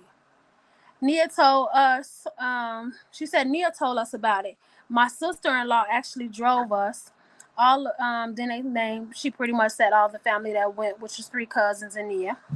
She said it was either a Friday or a Saturday night, and it was about 7 or 8 p.m. We stayed until about 12 or 1. She says 2. She says 12 or 1. She said, what happened? She said, we pulled up. Nia went to the door. security, she said security then went to the door and asked if we were all together. And then they said yes. And then he said, okay, hold up, I gotta go check. She said it took them so long to come back that they were just about to leave when he came back and said, okay, y'all good. So they came in. She said we waited for about 20 minutes. She said we seemed to be in some type of waiting area. She said eventually R. Kelly did come out. She said they asked, well, how do you know it was him? She said, well, I had seen him in videos. She said, I knew him from the videos. Plus, he had on the same shirt, the same clothes from the Gotham City video. Now, Gotham City video came out in 97. And this was supposedly, if it came out According to her, this happened in 94. 94, 95, if you go by what she said. Yeah. So then she says... So in 97, that would have made Nia 17. Right. So she said he spoke to all of us. He asked what we was getting into, what we were doing. She said we had told him that we were going to Fat Tuesdays. Right after that, Fat Tuesdays on Navy Pier. And then he had asked, was Nia staying? And she said, well, no, because Nia, we need a ride. So she said, better yet, you know what? We'll all just stay and we could just order the food here. So she said, and then they at that time, he said, okay, they were taken to a back room. She said, there you can see recording equipment. She says Robert kept coming back and forth, making sure they were good. Nia says she didn't see Rob because he was in the recording studio with Sparkle, but the cousin says he kept coming back and forth, making sure we were good, making sure we got our food ordered, and making sure our food had came. She said she seen him working with a new artist at that time, but now she know that artist to have been Sparkle. She said we were there for only about 4 or 5 hours in that area. She said we stayed in that room almost the rest of the night. She said Rob came back asking what I had just said. Did we get our food? Is our food ordered? Did it get there yet? Is we okay? She said right before we were leaving, Rob had said, can I talk to Nia for a minute? And she said, nah. Then she said, yeah, you got 5 minutes. So she said they went into the hallway, and it wasn't even 5 minutes before she said she came bursting through the door saying, I need to go to the bathroom. Well, I'm sorry. I'm jumping ahead of myself. Let me stop. She said she went into the hallway. She gave him 5 minutes. She said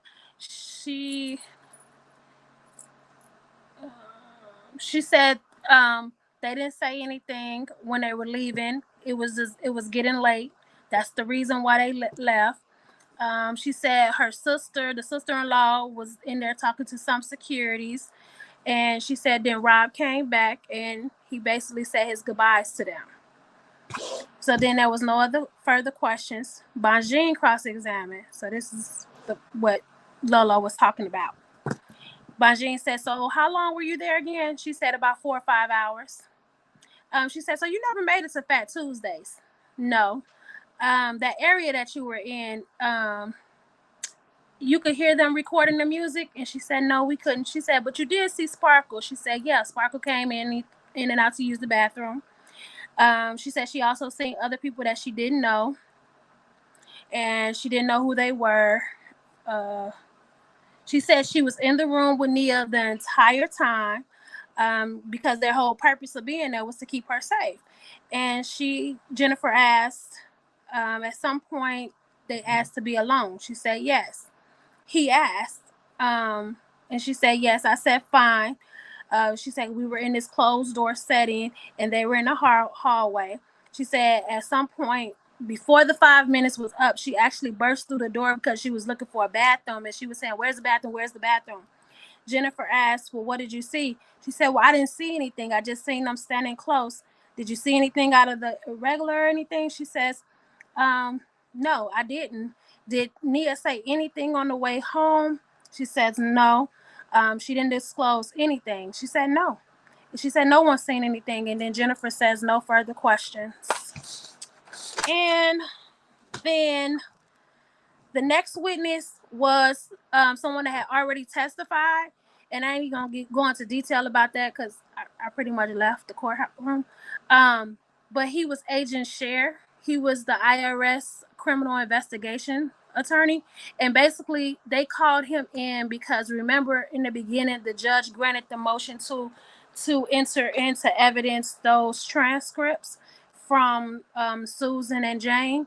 So basically they called him in just to identify exhibits 301, 303, and 345, admit those into evidence as the redacted versions of the grand jury statements in 2002 from Jane and Susan, and also Lisa Van Allen's driver's license. There was probably some other stuff that they entered into evidence, but that's when I left out. And we actually, it was a little bit before. And they caught Lisa in a lie. Because Okay, Lisa said she didn't have no ID. so remember, yeah, Lisa said she didn't have ID, but they actually had an exhibit 345 of that ID. So at 1:00, the judge just dismissed us for the day, and we go back to courts on Thursday. There's no court Wednesday and Friday, and Monday. So then we go back Tuesday. The government said, I'm sorry, the defense says that they will probably take a total of maybe 4 days to question their witnesses, and after that they arrest, and then they do their closing remarks. After the closing remarks, the jury be given their instructions. Once they receive their instructions, they'll be dismissed to go and deliberate. And then, so that I'm thinking maybe Friday, they'll start deliberations. So maybe a verdict by, I'm sure it's not going to take that long, y'all. And this is only if the judge does not grant Jennifer's motion tonight just for the acquittal. But I'm guessing maybe a verdict by Monday, which day would that be? I'm guessing a verdict by Friday. You think the same day? No, I'm thinking that closing arguments would be at the end of Wednesday, and the jurors will start their deliberation Thursday morning into Friday. So I said, so we know, this is one thing we know.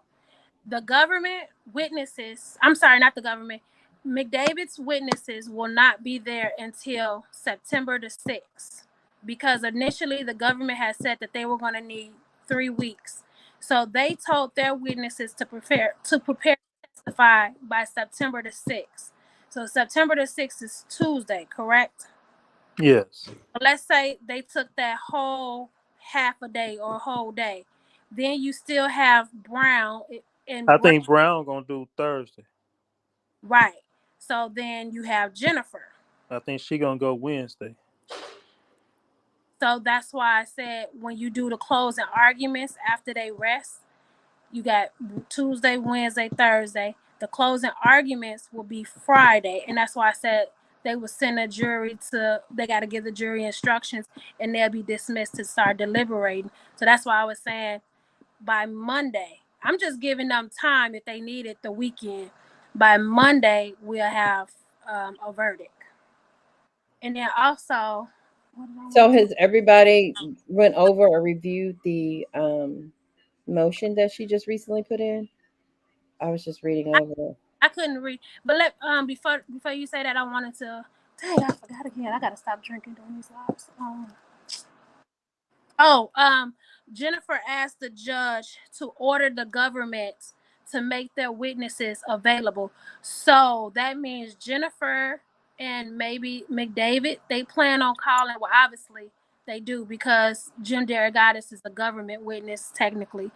They plan on calling witnesses that the government would have been witnesses for the government.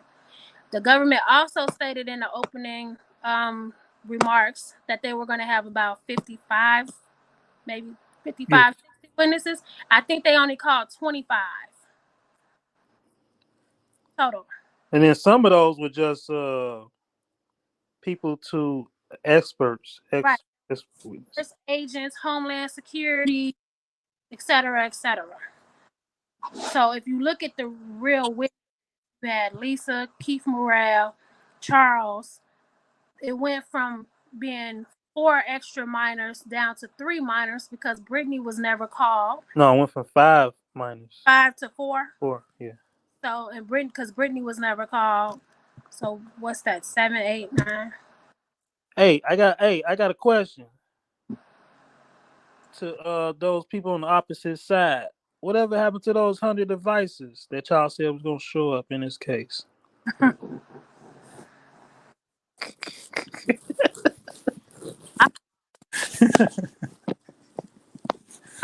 Corey said, "Will Jennifer Bungine call the 2008 prosecution?" I don't know. I don't know who the defense is gonna call as witnesses, except for the ones we mentioned. There, Goddess.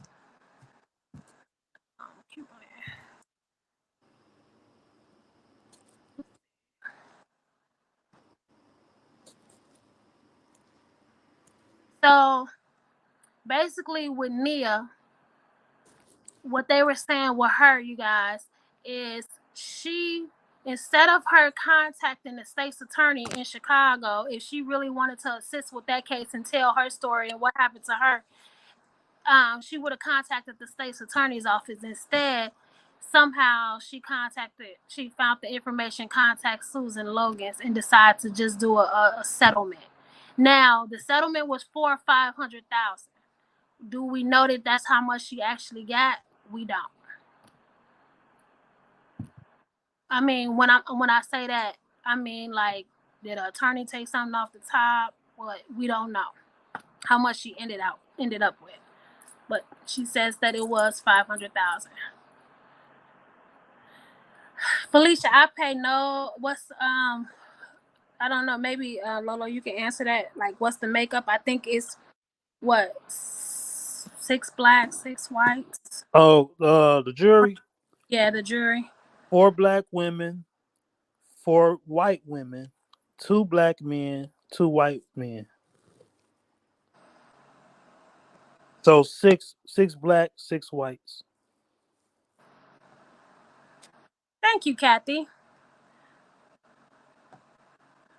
Jim Funky stuff. He always been extremely much. Kathy Kroll in the group, in the chat? No, Kathy Wiggins. Oh.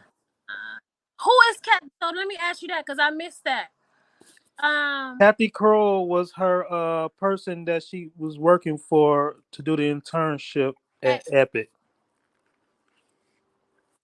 So Kathy's gonna be a witness for the defense, correct?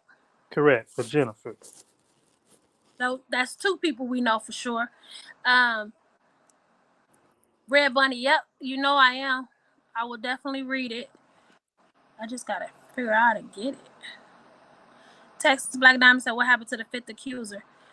They just removed her. They didn't tell us. They just took her off.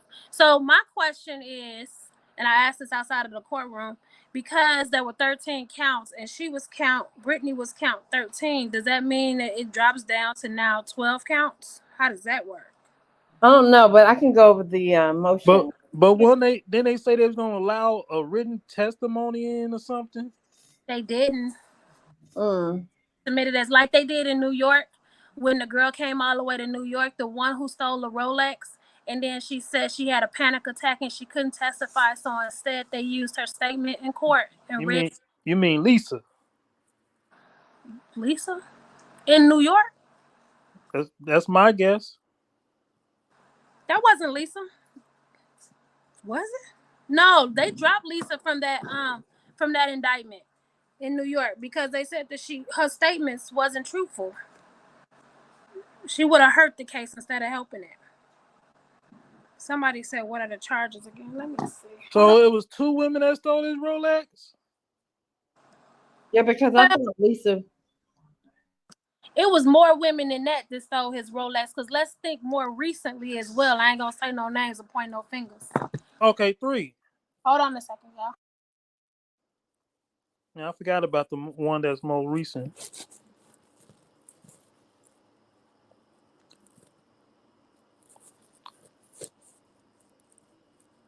Yeah, but the government ain't proved nothing. The tapes ain't been authenticated.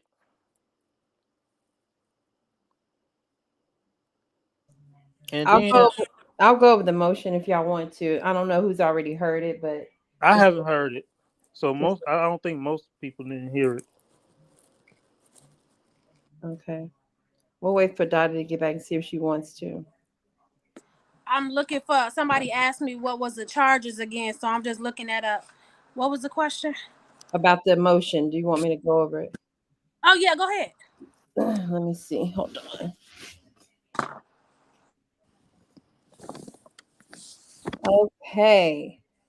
So it says now comes the defendant Robert S. Kelly by and through his counsel Jennifer Bonjean and moves this court to enter a judgment of acquittal on each count of the 13 count indictment where the government's evidence was insufficient to sustain a conviction. On February 13th of 2020, the government filed a superseding indictment charging defendant with 4 counts of child exploitation of a child, conduct that allegedly occurred in 98 or 99. Specifically, the indictment accuses defendant of engaging in sexual explicit conduct with minor one for the purpose of producing 4 separate videos between 1998 and 99, counts 1 through 4. Counts 6 through 8 of the indictment accuse defendant of conspiring to and then receiving those videos in 2001 and 2007 in violation of 2252A after the videos were allegedly taken from the defendant. This superseding indictment further alleges that the defendant committed 4 additional violations. Specifically, the government contended the following. Between 97 and 2000, this is who wanted to know what the charges were. Between 1997 and September of 2001, defendant did knowingly persuade, induce, entice, and coerce minor one, Jane, to engage in sexual activity that constitutes aggravated criminal sexual abuse under Illinois law, which is count 9. In the summer of 1996, the defendant did knowingly persuade, induce, entice, and coerce minor 3, Nia, to engage in sexual activity that constitutes aggravated criminal sexual abuse under Illinois law, which is count 10. In 1999 and 2000, defendant did knowingly persuade, induce, entice, and coerce minor 4 to engage in sexual activity that constitutes aggravated criminal sexual abuse under Illinois law, which is count 11. Between 1997 and 2001, defendant did knowingly persuade, induce, entice, and coerce minor 5, which is Pauline, to engage in sexual activity that constitutes aggravated criminal sexual abuse under Illinois law, which is count 12. Between 1997 and 2000, defendant did knowingly persuade, induce, entice, and coerce minor 6, which is Brittany, to engage in sexual activity that constitutes aggravated criminal sexual abuse under Illinois law, which is count 13. The argument is Rule 29 provides that after the government closes its evidence or after the close of all the evidence, the court on the defendant's motion must enter a judgment of acquittal of any offense for which the evidence is insufficient to sustain a conviction. A is count 1 through 4 of the indictment, the child pornography counts. A judgment of acquittal as to the counts 1 through 4 of the indictment must be granted where the government's evidence was insufficient as to each and every element of the offense. First, the government's evidence failed to demonstrate that defendant did knowingly use, persuade, induce, entice, and coerce Jane to engage in sexually explicit conduct for the purpose of producing the visual depiction of such conduct.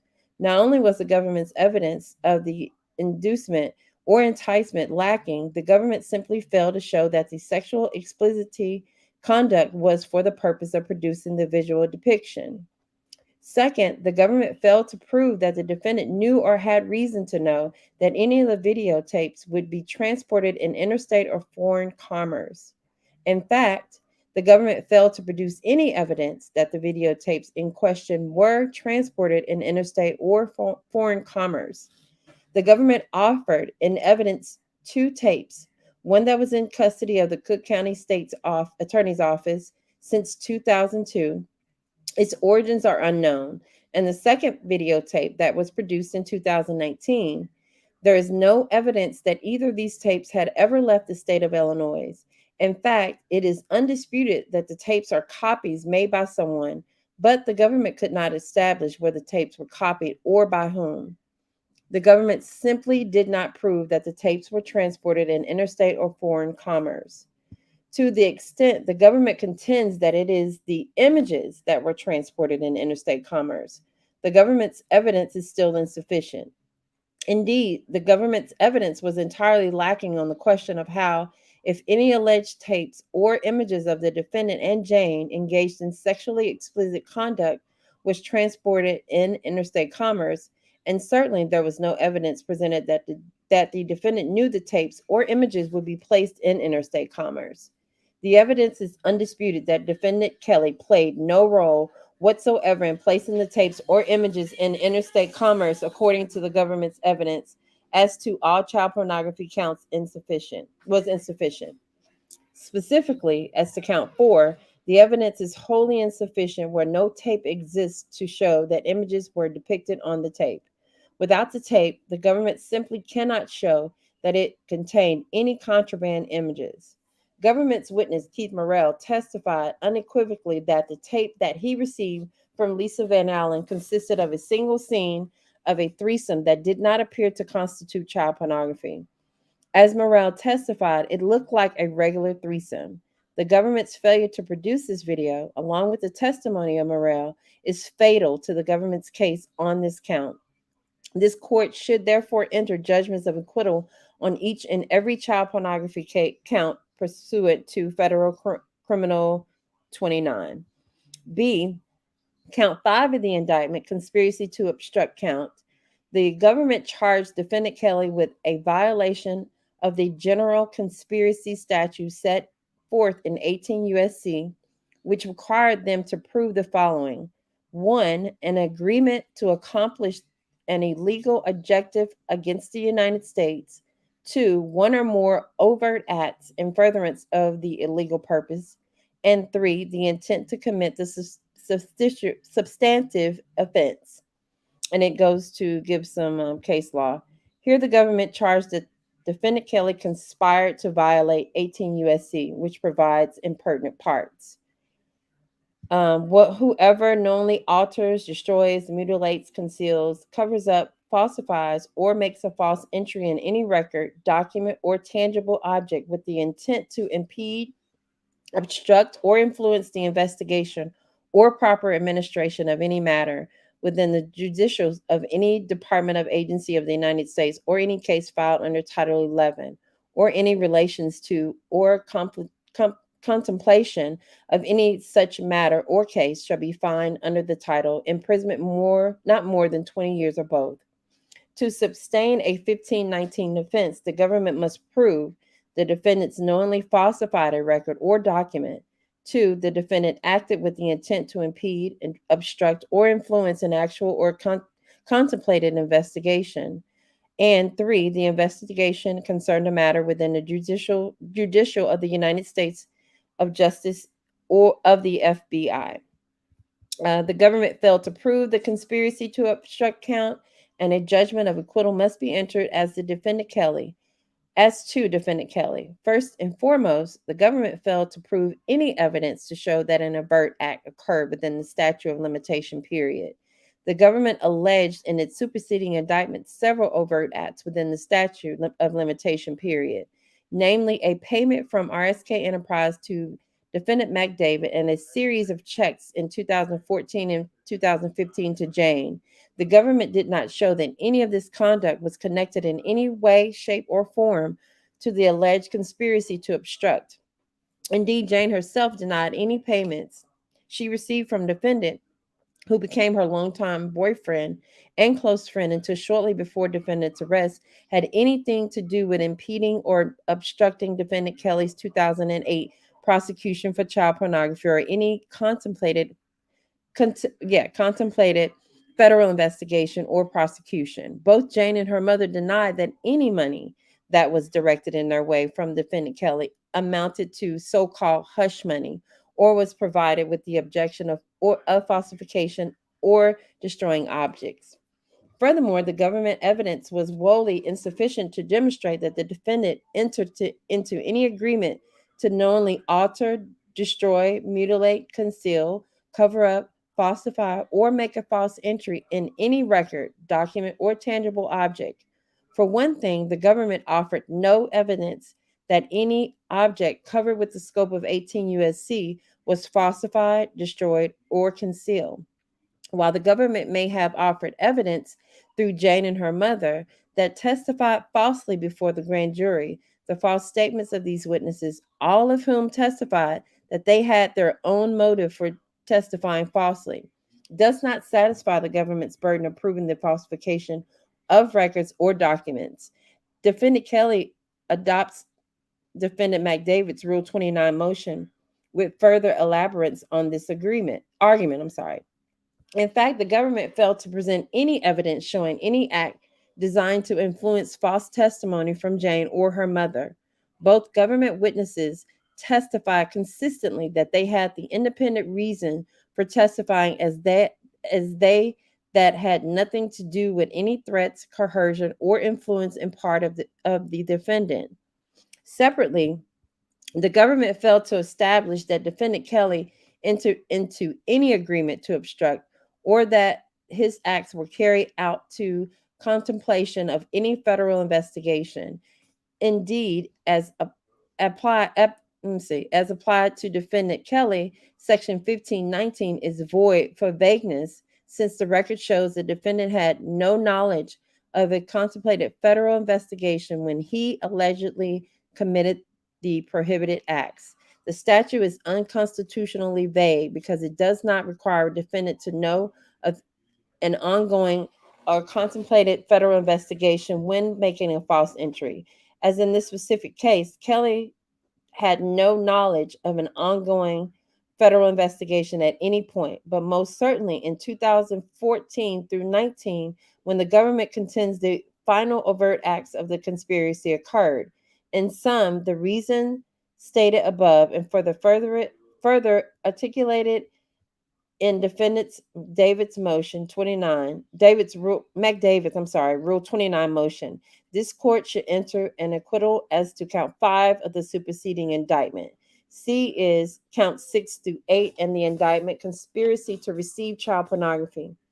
The government failed to prove that Defendant Kelly entered into any agreement with any other individual to receive child pornography or that he, in fact, received child pornography as pled in count 7 and 8 of the indictment. The government's evidence in its best light failed to show that defendant specifically sought to receive child pornography rather than any embarrassing sex tapes, such as a threesome involving his ex-wife. But specifically, as to count 8, the government did not even show that the tape contained child pornography. Furthermore, the record contains no evidence that the videotapes were transported in interstate commerce. Accordingly, a judgment of acquittal should be entered to count 6 through 8 of the superseding indictment. E, counts 9 through 13 of the indictment, inducement counts. The government's evidence that defendant did knowingly persuade, induce, entice, or coerce any individual to engage in sexual activity is insufficient as a matter of law as to the counts 9 through 13. The government takes the position that simply because a sex act is unlawful because of the age of the complainant, it automatically follows that it has proved inducement. Such an interpretation renders the inducement language superficial. The government's evidence shows that the defendant enticed or coerced the minors identified in counts 9 through 13 of the indictment is insufficient. The government also failed to prove that the defendant committed the inducement counts using the mail or any facility and means of interstate and foreign commerce. As to some of the complaints, the trial record is absent of any connection to interstate commerce, with the exception of Nia, who claims that the defendant arranged for her to travel to Chicago. No complainant testified to any connection between the commission of alleged criminal offense and the use of any facility or interstate and or foreign commerce. Finally, at count 11, the government was insufficient to show a violation of 18 U.S.C. Conclusion: for the foregoing reasons, this court should enter judgment of acquittal as to each of the counts of the superseding indictment. Respectfully, Jennifer Bonjean. The end.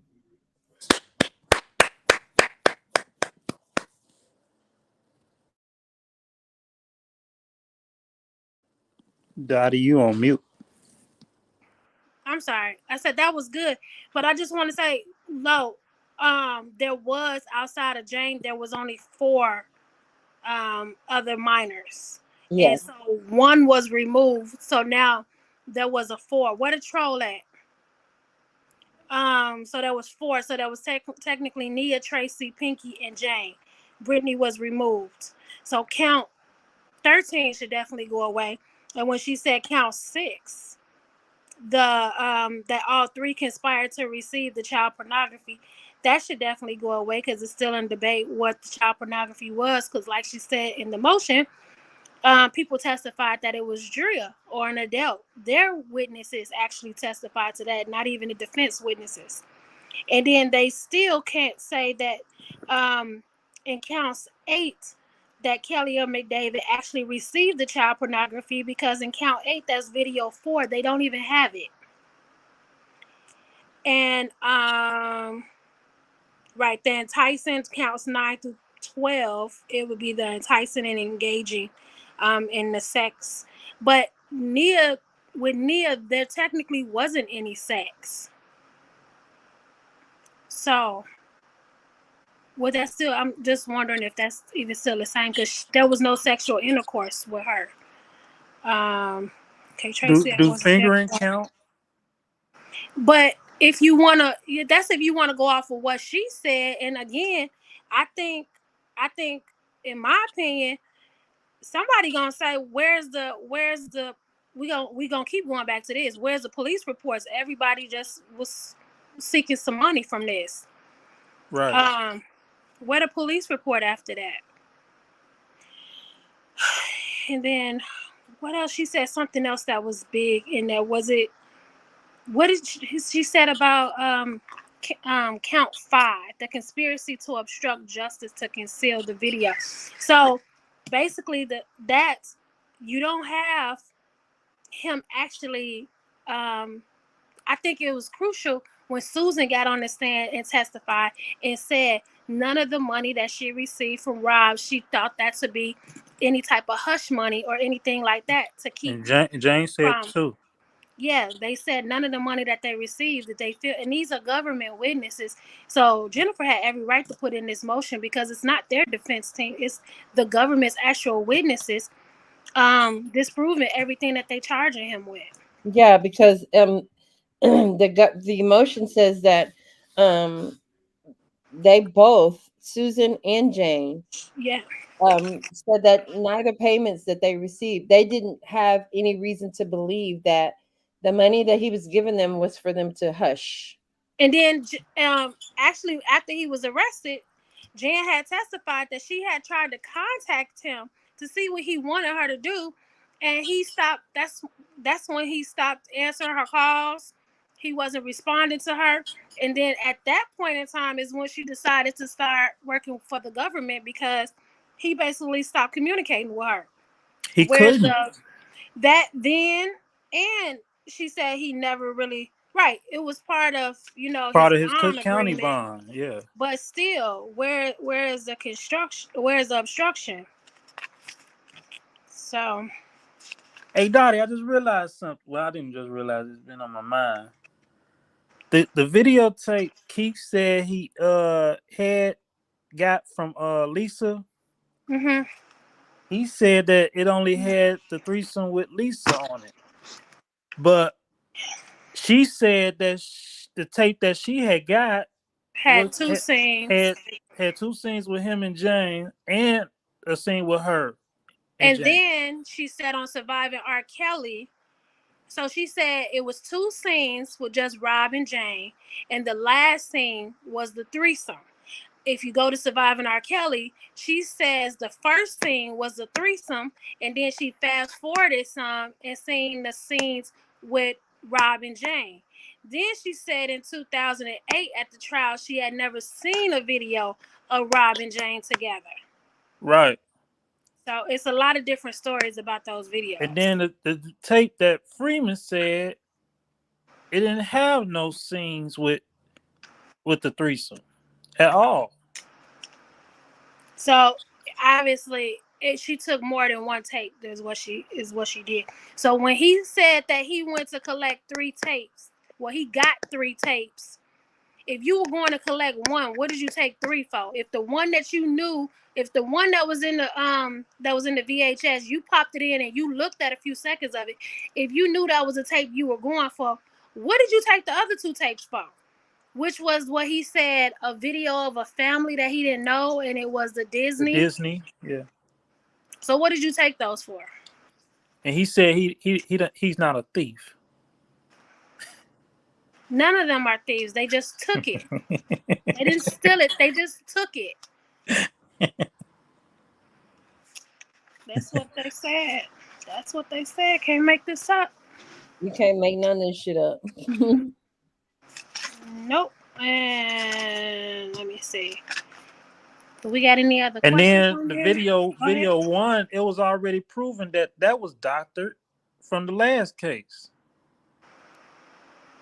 And then they don't even know if that's the tape from that was on trial. But let's not forget. Go back to Keith Morrell's testimony, which was big. His first polygraph test, he failed. And he failed because he did not give them the original copy. He had gave them a CD that was about 8 minutes long. But when he came back and took his second polygraph test, he passed. Yep. But he admitted on the stand what he watched on that video was not child pornography. That's why that's one of the questions. That was one of the questions on the polygraph, and he passed that. Right. So his testimony was big. Yeah. And again, these are government witnesses.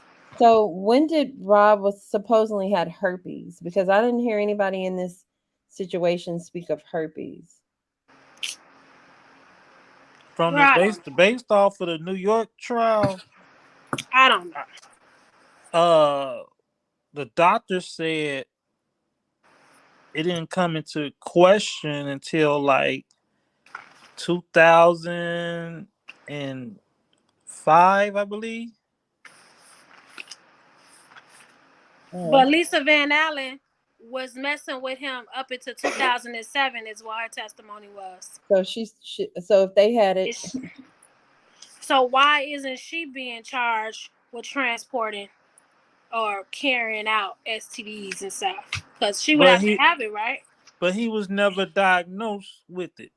But I'm saying the same charge he faced for, shouldn't she have? If she admitted that she was with him up until 2007. And even Ms. Fat, even though it has never been proven and the test is inconclusive, they still found him guilty on that. So shouldn't other people also be found guilty on it? Yeah, if they didn't get immunity. Yeah, they were all given immunity to anything, for everything. Every single one. Then let me see.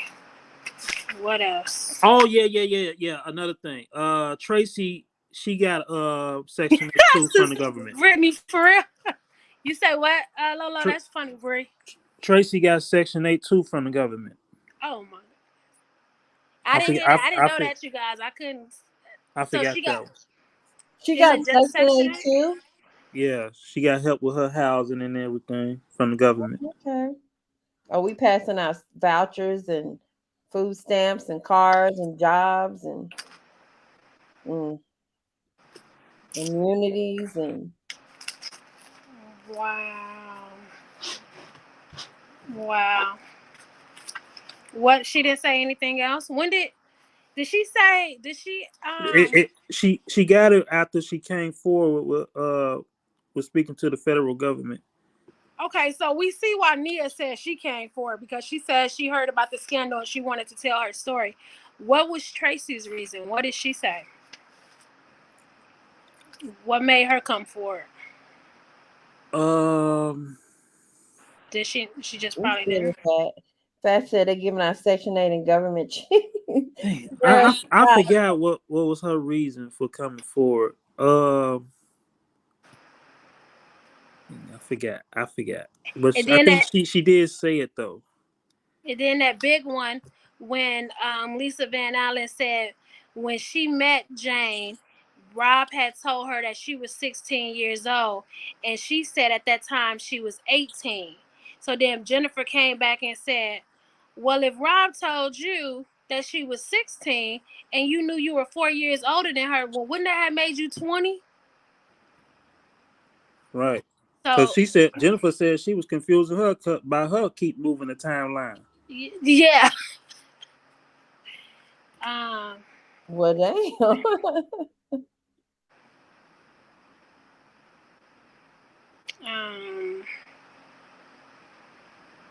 Oh yeah, then Tracy also said that Rob made her reenact a situation from when she had got raped. What? I saw that. Are you serious? And she said after she sued him in 2001, she saw him in a club and he pulled down her tried to take her clothes off or something in the club. And she still didn't file no police report because she said the police was off-duty police for him. But Jennifer said, but what about you not calling 911? I know, and I saw that part to where she said one of their sex acts was he was having her reenact when she was raped at 17. Yeah, like, then she started crying. Oh Lord. Because the Homeland Security lady be giving them signals to cry. Seriously. What's crazy to me though too, if you compare this trial to the New York trial, in New York they talked about this same studio, but everybody talked about how they was locked in all these different rooms that none of these witnesses is testifying to. Like and Sonia, and they said that they were in rooms, lounges, sleeping on couches and stuff, but these witnesses is not testifying to any, no locked doors. And then if Rob was a private person that everyone that's close to him say he was, I'm guessing cameras almost every single where. Why would he take the chance of going, if he had all of these rooms that they say he had in the New York trial, why would he take her into a hallway to fondle her and do things like that instead of taking her into another room where he don't have to risk being caught? Why would he do something like that in the hallway? And then she brought three other people with her, not knowing to the room and catch him doing that. Don't even.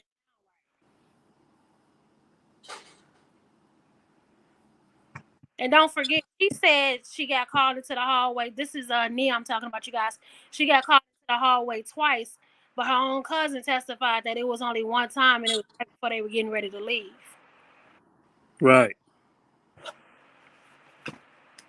So. And then for them to keep always saying that he was outside of the high school, Kenwood High School, picking up girls, ain't no girl from Kenwood ever came forward.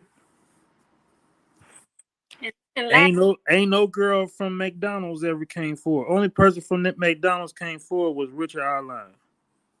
And which is basically like he said, if anybody read his book Solar Coaster, he says in his book the only reason he kept going back to Kenwood is because he needed Miss McMahon's help with reading the music and writing music for other artists. So that's why he kept going back to that school. But I also want to say that just listening to this trial, not one person really proved that when they met him that they actually told him their age, their real age. Outside of Lisa Van Allen's testimony with her lying to be younger, with Nia, how do we really know that you told him that you were 15 years old? That wasn't proven. Nowhere on there. How do we even know that she knows him? No, I can't say Tracy, but how do we know that you actually told him that you was 15? How do we know that what shows is that when you got there, because you had to bring family members, you couldn't come by yourself. That says to me that might have been when he found out that you was only 15, and that's the reason why he didn't contact you anymore.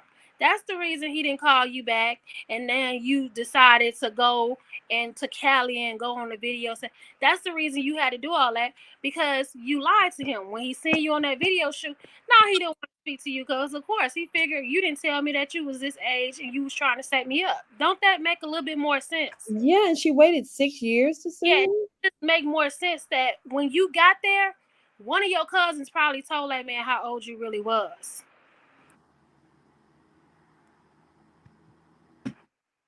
It's all too trifling and confusing. And like he said, with all of these settlements, he never wanted to settle. He wanted to fight. But based on the advice of his attorneys, they told him, if you do not settle, you're gonna ruin your career. But if we go back to the first ones, the beginning ones, he actually did sue Tiffany Hawkins. He went back and sued, but she tried to come out with all of that stuff. He sued the other ones, but eventually they stopped, and he said that was based on the advice of my counsel.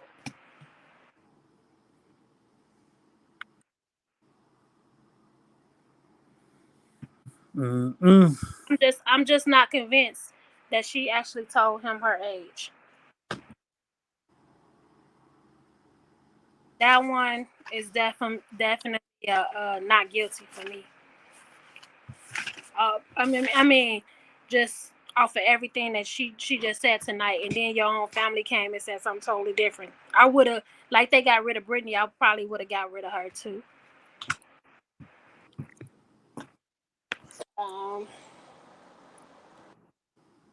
Somebody said Tracy Thompson is Demetrius' baby daddy. Demetrius is her baby daddy. Is that Tracy, Lolo?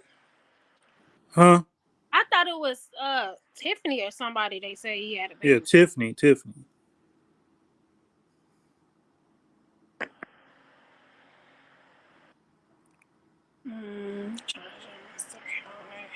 And out of everybody that took the stand, only one that I think was okay under pressure by the defense, but not really okay, was Jane.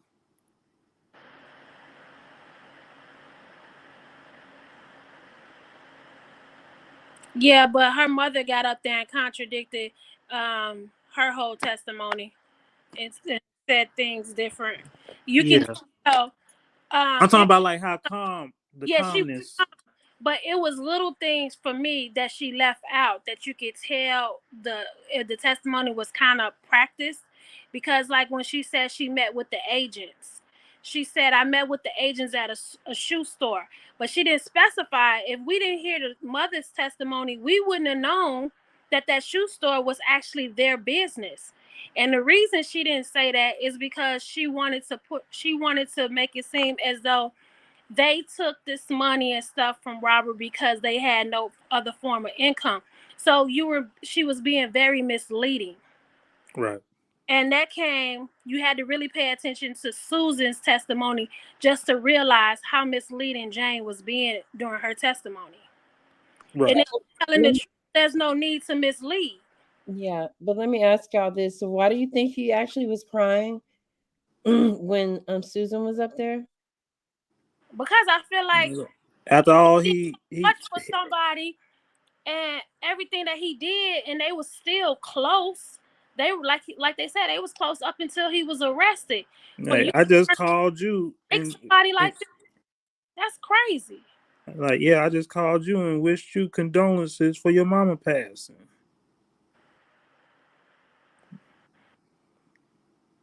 The same reason why he cried in New York during her testimony. Because how you just gonna snake me like that, and y'all know that I was good to you. I took care of you. I did this. I did that. These are people that, if this was any other celebrity, they wouldn't even have access to. So I mean, yeah, that'll hurt. I mean, that'll hurt anybody. I'm surprised he didn't cry more.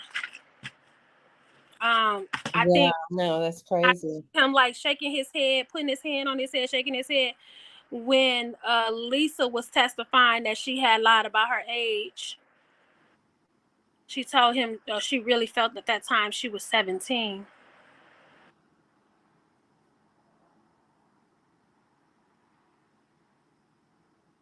Mm-hmm. But then you kept that lie going for how many years has it been? And she finally up until now. Jennifer, up until the day she testified. Now you are just now admitting your actual real age.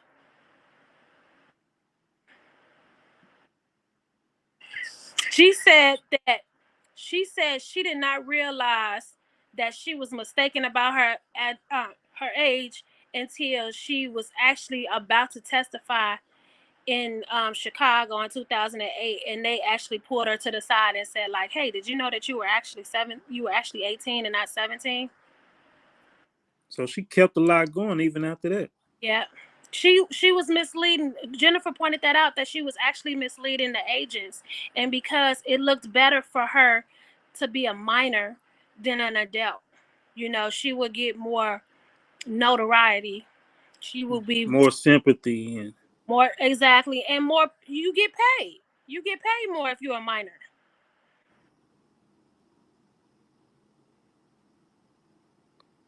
But 17 ain't a minor in Chicago or Atlanta.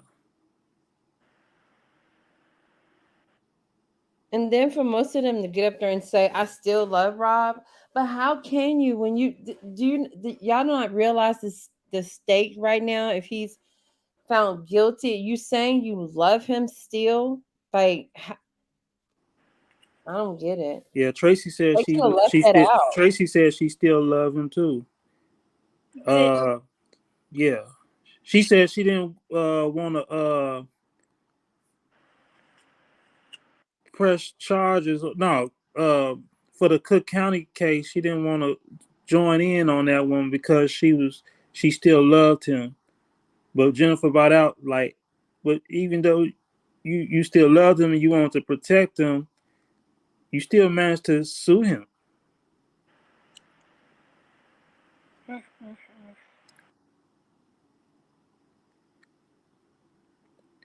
And another thing, Tracy said she had she spoke to the Cook. She called the Cook County hotline. I forgot to add that one in. She called the Cook County hotline back in February of 2019, January 2019, something like that. Right after Kim Fox came out and said, call this number. And Tracy had supposedly had told them her story. And Kim Fox still didn't add her to the list to bring charges on them for. And she knew she was lying too. And even if she was, it's so confusing because even if Kim Fox thought she was of age, that shouldn't still have mean nothing because Lanita Carter was 24 and she put her in the case. She's in the state, isn't she? Yeah.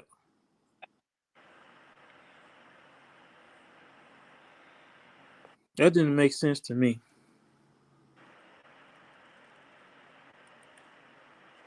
Yeah, I'm sorry. I'm just reading over the opening statements and reading the government's opening statements and trying to see how much of this do they think they may have proved.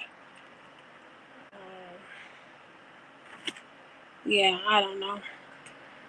It's to be a victim is predator. Yeah, then it's because maybe they discussed their husband. Who said? I had to get that person out of there. Hold on. Hopefully they'll see through this mess of lies Well, hopefully the judge will. I wonder if he can grant the acquittal without McDavid and Brown's attorneys also asking for an acquittal.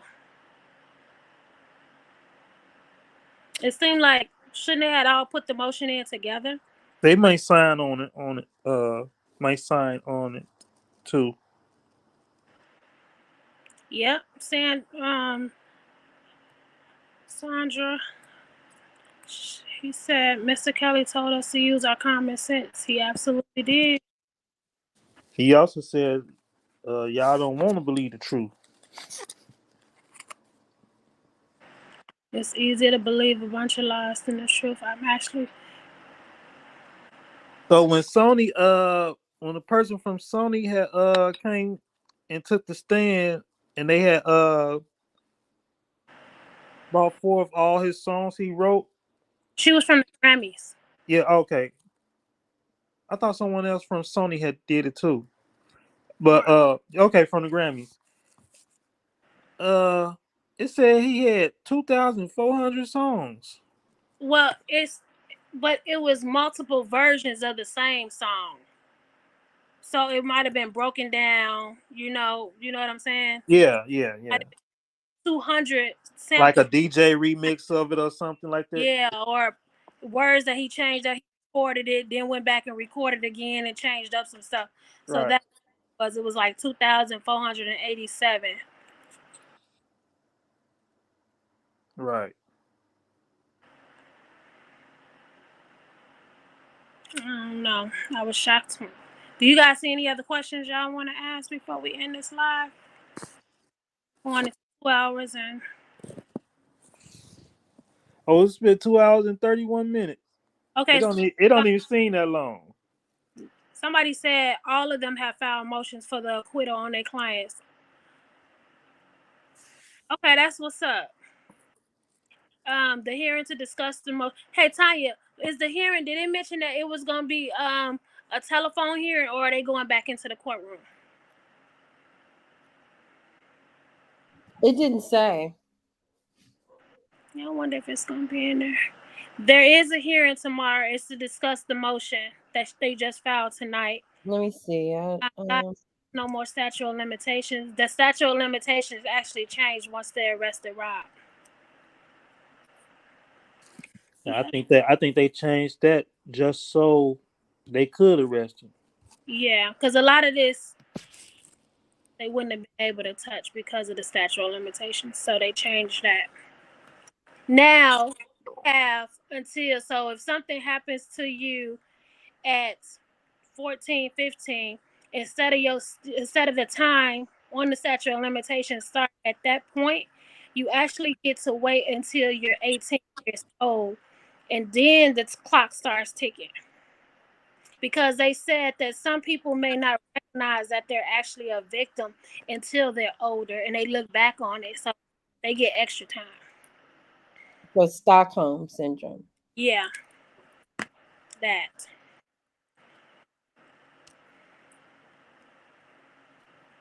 I was gonna say something, but it slipped my mind. I think everybody should just keep him lifted up in prayer, him and his team, including McDavid and Brown, because a win for one is a win for all, especially on those big ones that. Yep. Hey, Sean, Tanya just read the actual motion for the acquittal. So when we end this, you could go back and just listen to that. But it's just because they haven't proven the charges.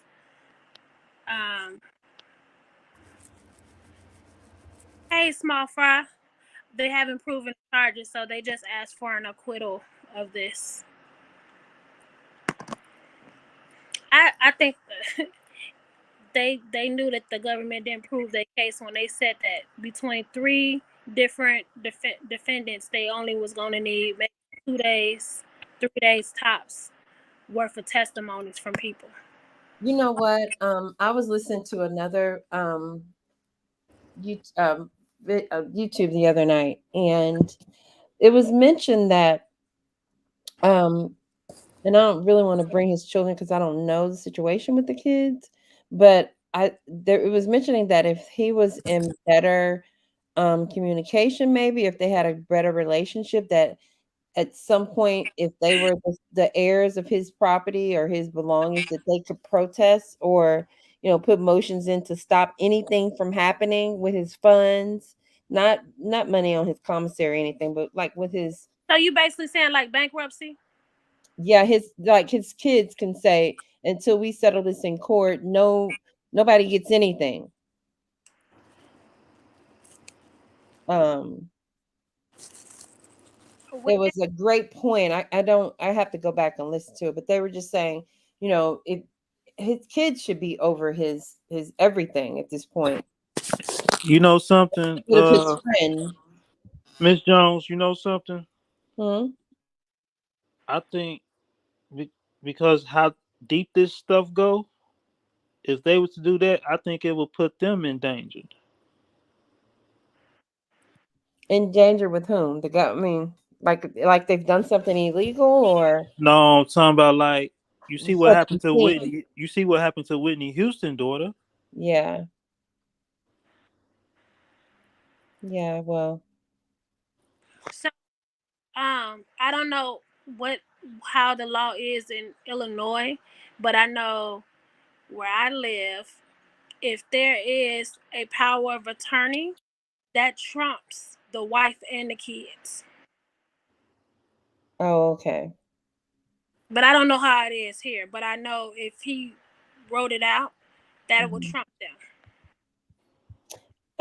I think I was just. Somebody says Dottie can't R. Kelly sue the people that drive. Yeah, for defamation. If he's proven not. Shabazz, I think we were only saying that because I think if I guess Kells wins or lose, or if they're all convinced, because I think those charges are together, 5 through 9 or something like that. And I'm not sure if they'd separate it, if Daryl can be guilty and innocent and Kells be guilty. I'm not sure how they set that up. Not really sure. Oh, that's what I was gonna say. It just came back to my mind. Dealing with these tapes or whatever, right? Hmm. And let's say he found not guilty, which I'm pretty sure he will be not guilty. It wouldn't surprise me if these tapes was to surface on the internet. These new tapes, because they said they made copies. They didn't say who they gave it to. Those people could put it out on the internet, and they won't be considered as child porn. Remember, Keith Morrell said he seen one on the internet. Yeah, He did. He sure did. Yeah, he said he seen one, and he said the one that he seen, and then he said that it was the infamous tape we all know about, and then he said it was the other one that they had the video of that he had already seen on the internet. Yeah. So they did pretty much. Let me see.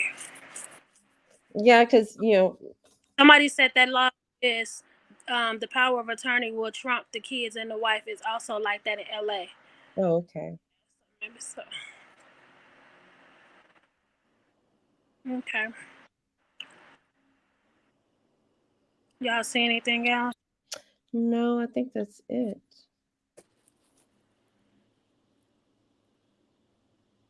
Is it true that the revenue from RSK music streams go to the alleged victims?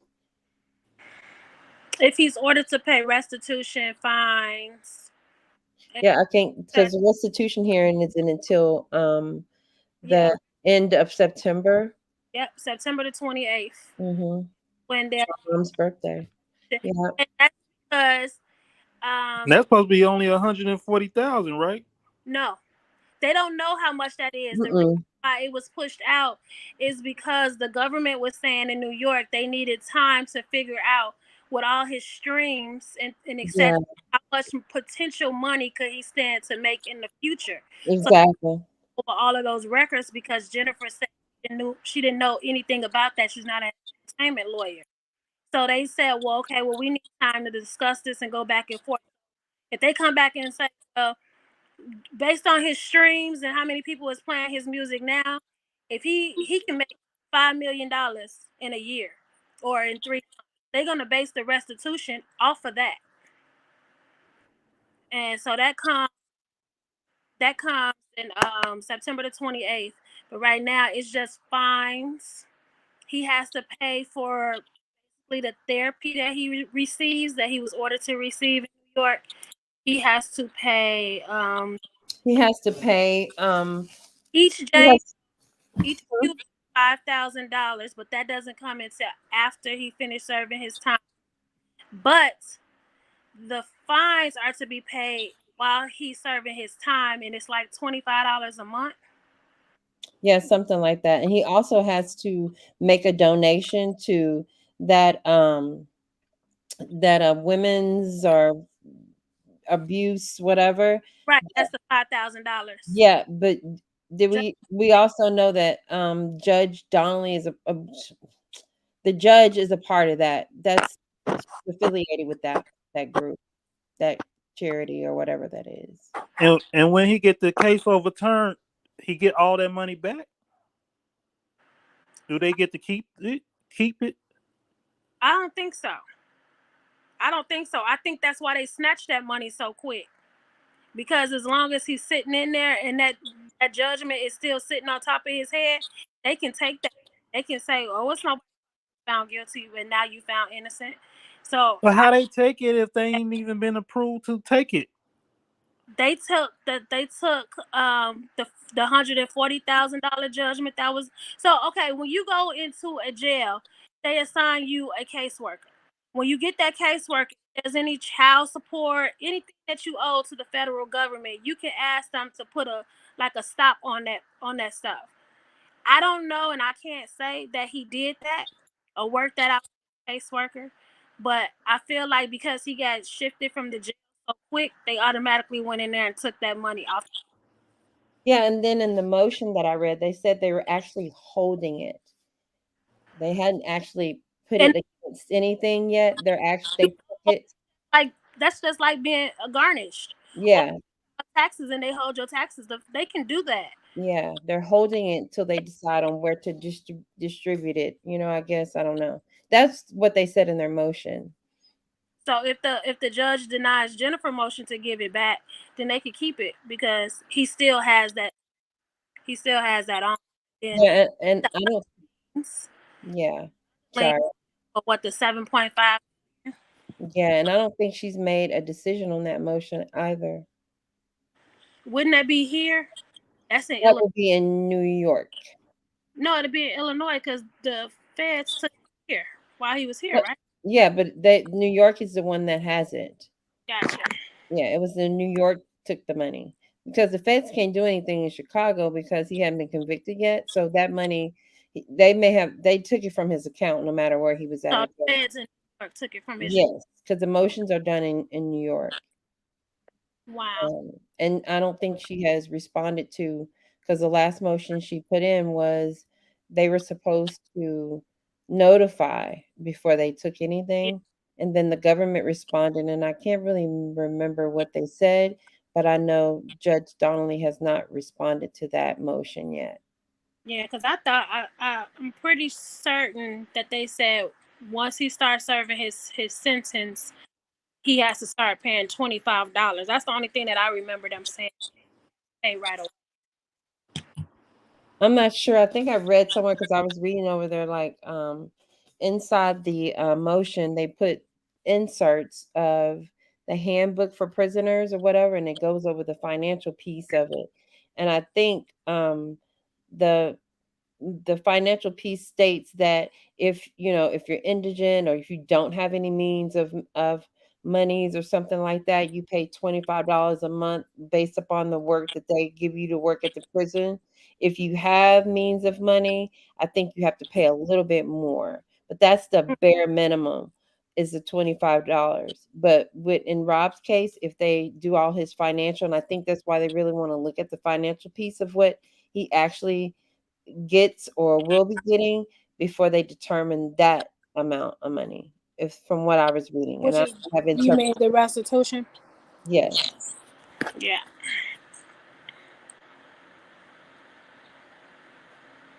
Oh, somebody said, Bonjean said that they didn't go through the proper channels to even seize his funds. No, they didn't. They were supposed to notify him, give him a receipt. And they actually, in their motion, when they responded to her, it says we haven't. They're basically saying, yeah, we took it and it's in a fund. They're holding it, but they haven't made a decision, and we left him $500.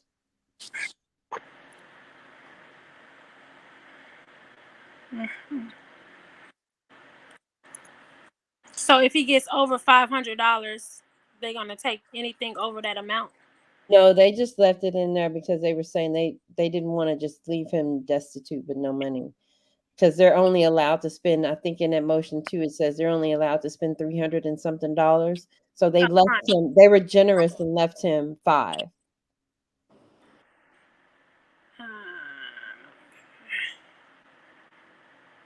Okay. That's a shame. Someone said, I heard that Robert had too much money on his books and that money would have gave him too much power in jail. That's the reason the BOP is holding the money.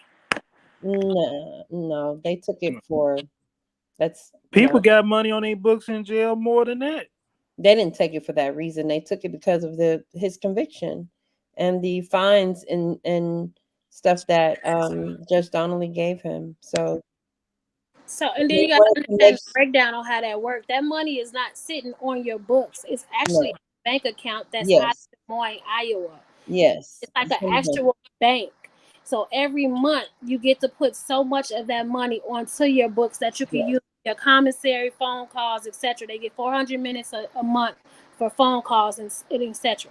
So they didn't take it off his books. They went into his account and they took that off. Yeah, and they're not supposed.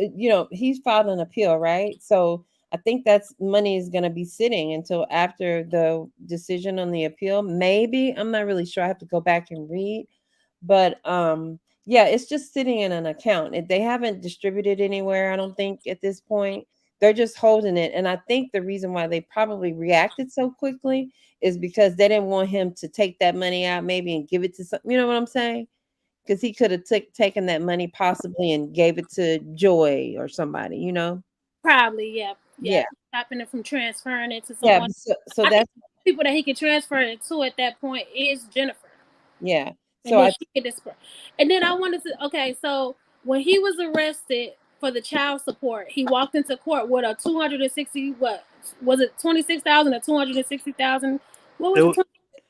It was $160,000 child support. And yeah. he walked in. He walked in with it like 60,000.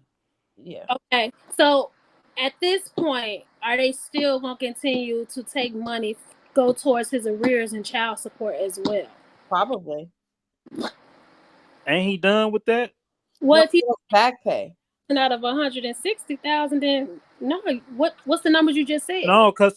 No, from that 160,000, when he made bond, he had to pay the remaining amount. Oh yeah. I remember what you're saying. So you're saying that they transferred that bond over? Yeah. No, he covered the bond. Is that what you're saying? He paid it all? He got caught up? I don't think he owed. Yeah, I think bond money. Yeah. So then why would so that wasn't the same case. Yeah. I think why did Valencia go in and ask for that money back?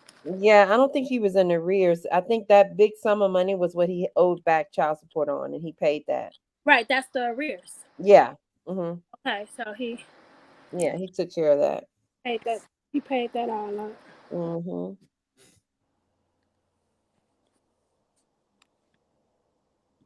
I don't.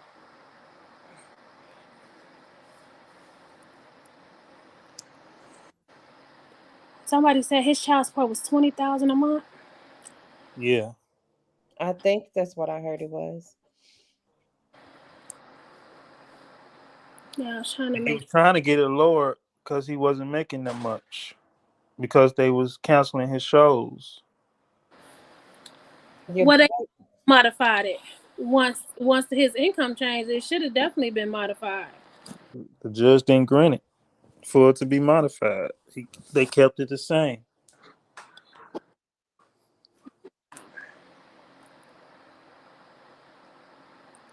Wow. Their child support was set up until his children turned 23 while in college. Yeah, but then I think he was trying to request to see if Joe was still in college, because I think she had left college. So technically, if they leave school, they no longer will get out.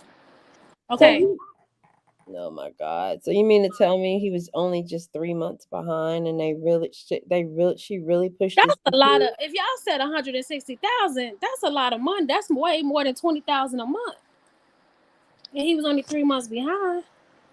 That's a lot. That was like 8 months behind. Yeah, because it started when the mute R. Kelly thing pretty much got really rolling.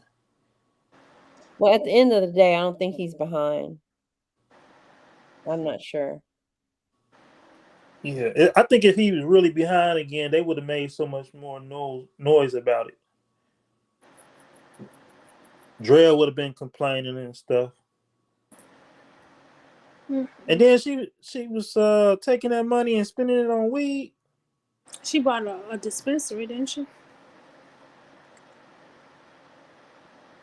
I don't know if she bought a dispensary. Yeah, and she had a whole Okay. Well, we cleared. Yeah. Cleared that up. All right, y'all. We hitting 3 hours, 2 hours and 51 minutes. It don't even seem like it. Yeah. I still got 3 more hours of energy left in me. Daddy, you better go to bed. I gotta go to court in the morning. That's because we don't. Ain't no court tomorrow. Oh yeah, that's right. Thursday. Okay. Yeah, still Thursday, and that's the defense is up. I wonder which one of the Lolo. Did they say which attorney going first? I'm guessing June's attorney will go first. And say what? Because they mentioned his name 3 times. They say they need a whole day. Bree said Drea breached the agreement though by taking them out of school, but they said that he stopped paying the tuitions. That's why they had to leave school.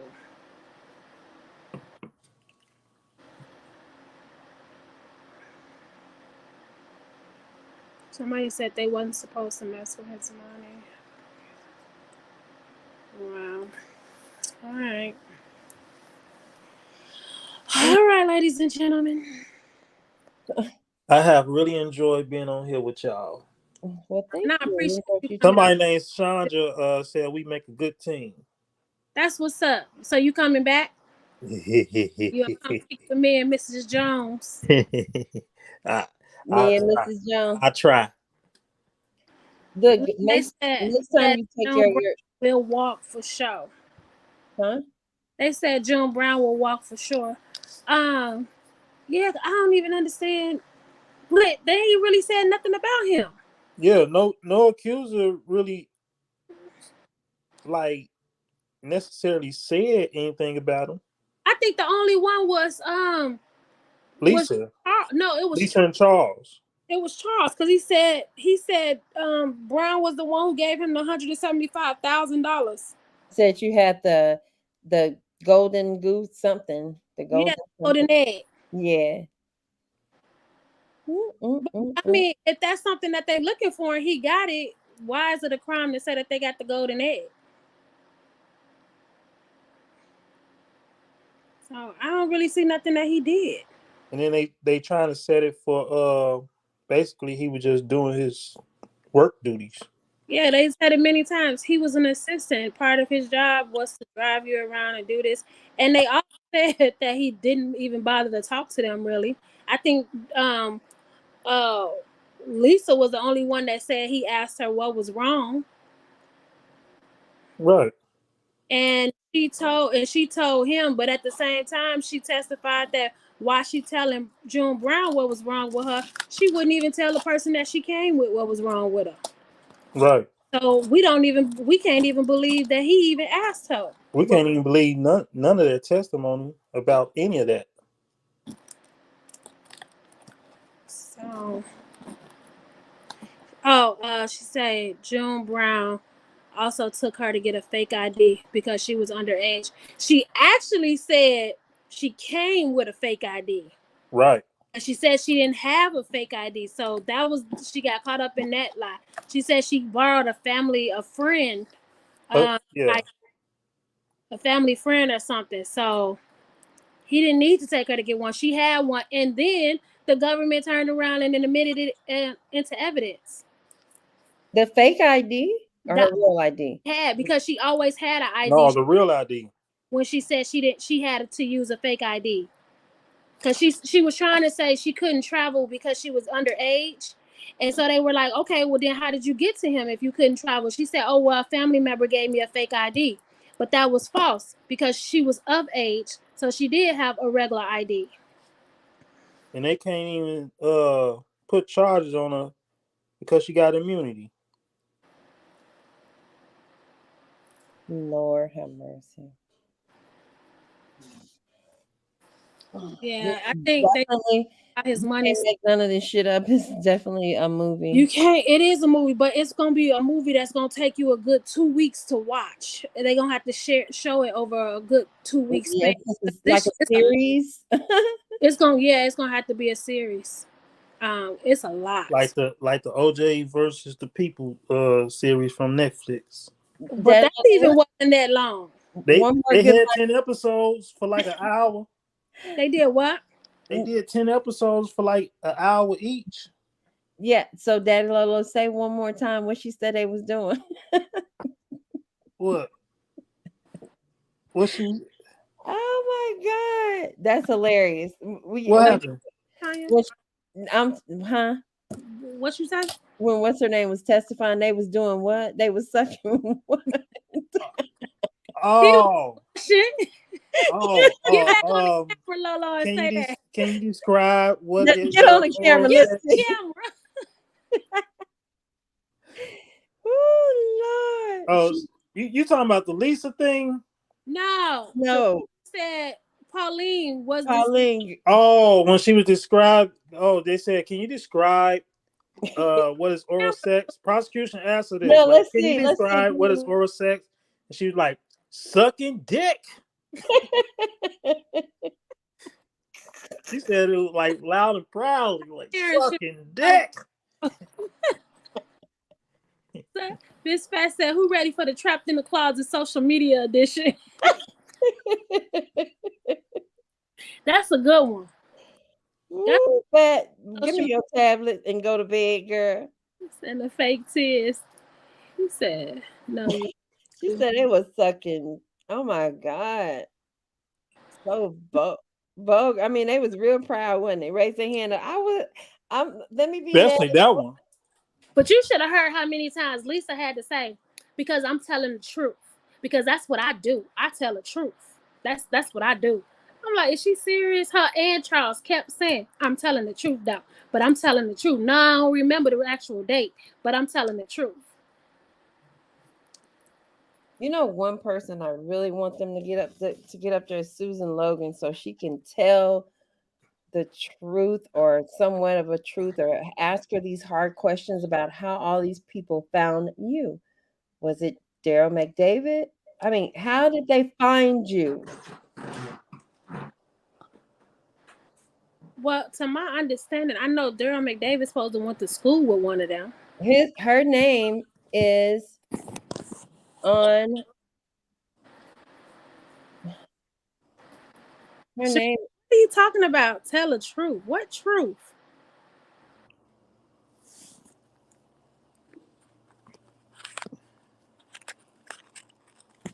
Her name is on. No, her name is on a lot of these lawsuits. She went to she went to college with Daryl McDavid, because I remember thinking to myself, everybody is connected. It's like a puzzle.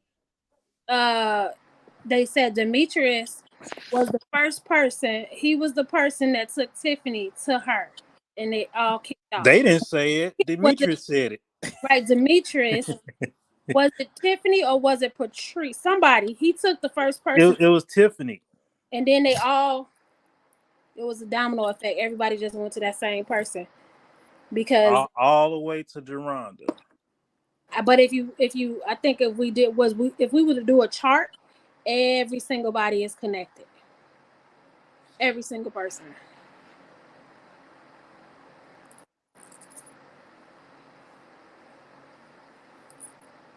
No, darling. Oh yeah, Tiffany Hawkins. Yep.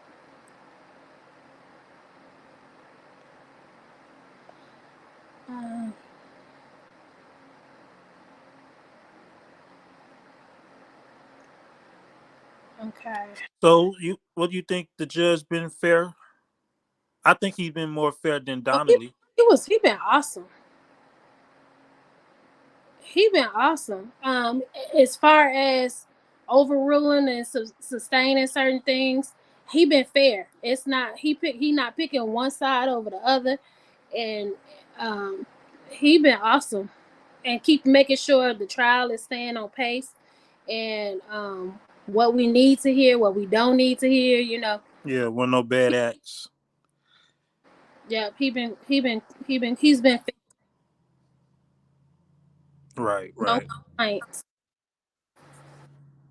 I think everybody agree. He had me worried that. I think both sides, the government and the defense, agree with that. He's been awesome. He had me worried there in the beginning. Why you say that?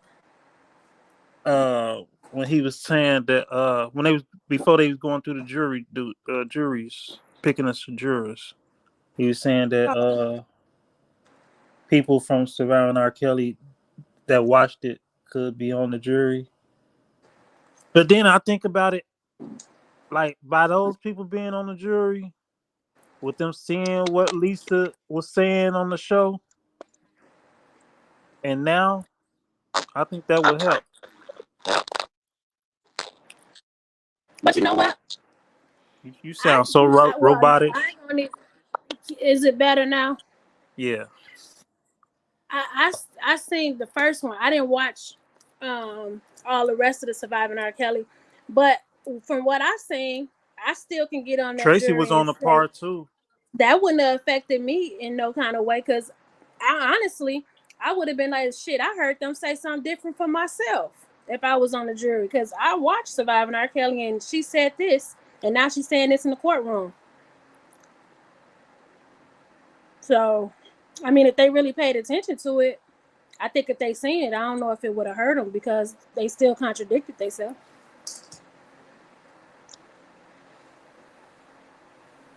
And yeah, I honestly, I just want to say this for the people who think, sometimes people think we're fanatics. Nobody is saying Rob is like this angel or hadn't done certain things or whatever the case may be, but you can't cheat to win, right? Right. Exactly. He done all of this. Let's just charge him as such, okay? Put real people on the stand to tell the truth. Exactly. I mean, we're not. I know myself. I'm not crazy to the or oblivion. Just give them a fair chance. I'm not.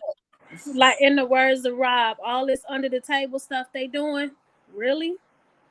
But I'm not stupid enough to not understand that he had a hand in some, he put himself in certain situations, right?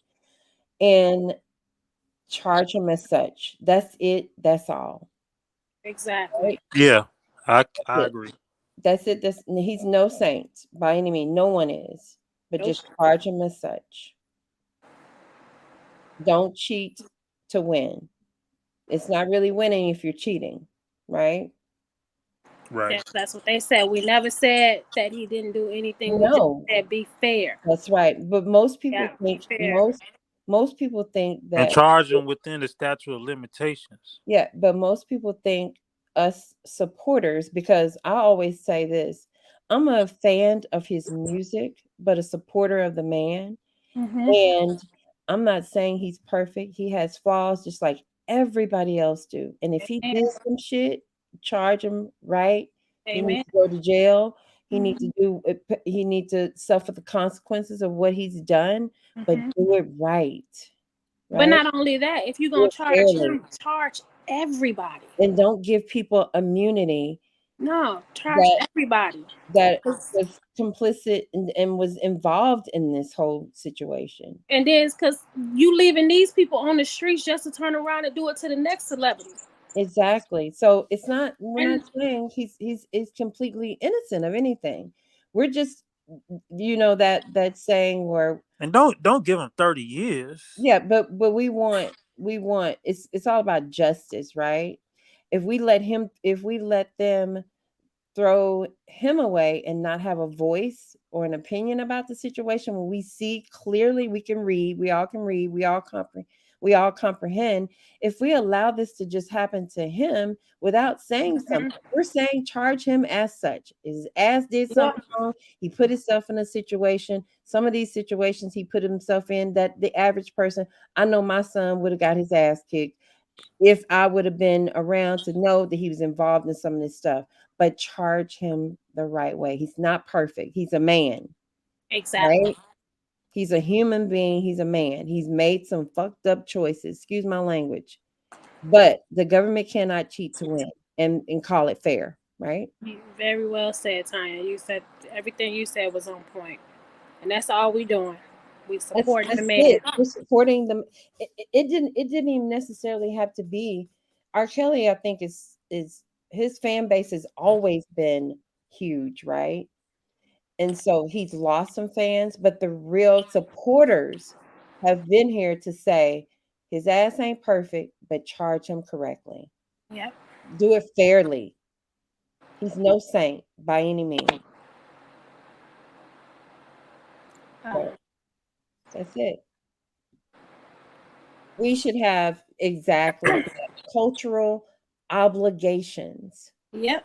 I was just reading that comment. Yeah. We need to have cultural obligations to one another, because that is the reason why we are in the situation that we're in this United States of America and probably worldwide, is because we have zero cultural obligations to each other. We don't respect each other. We are crabs in a barrel, point Yep. blank period. So,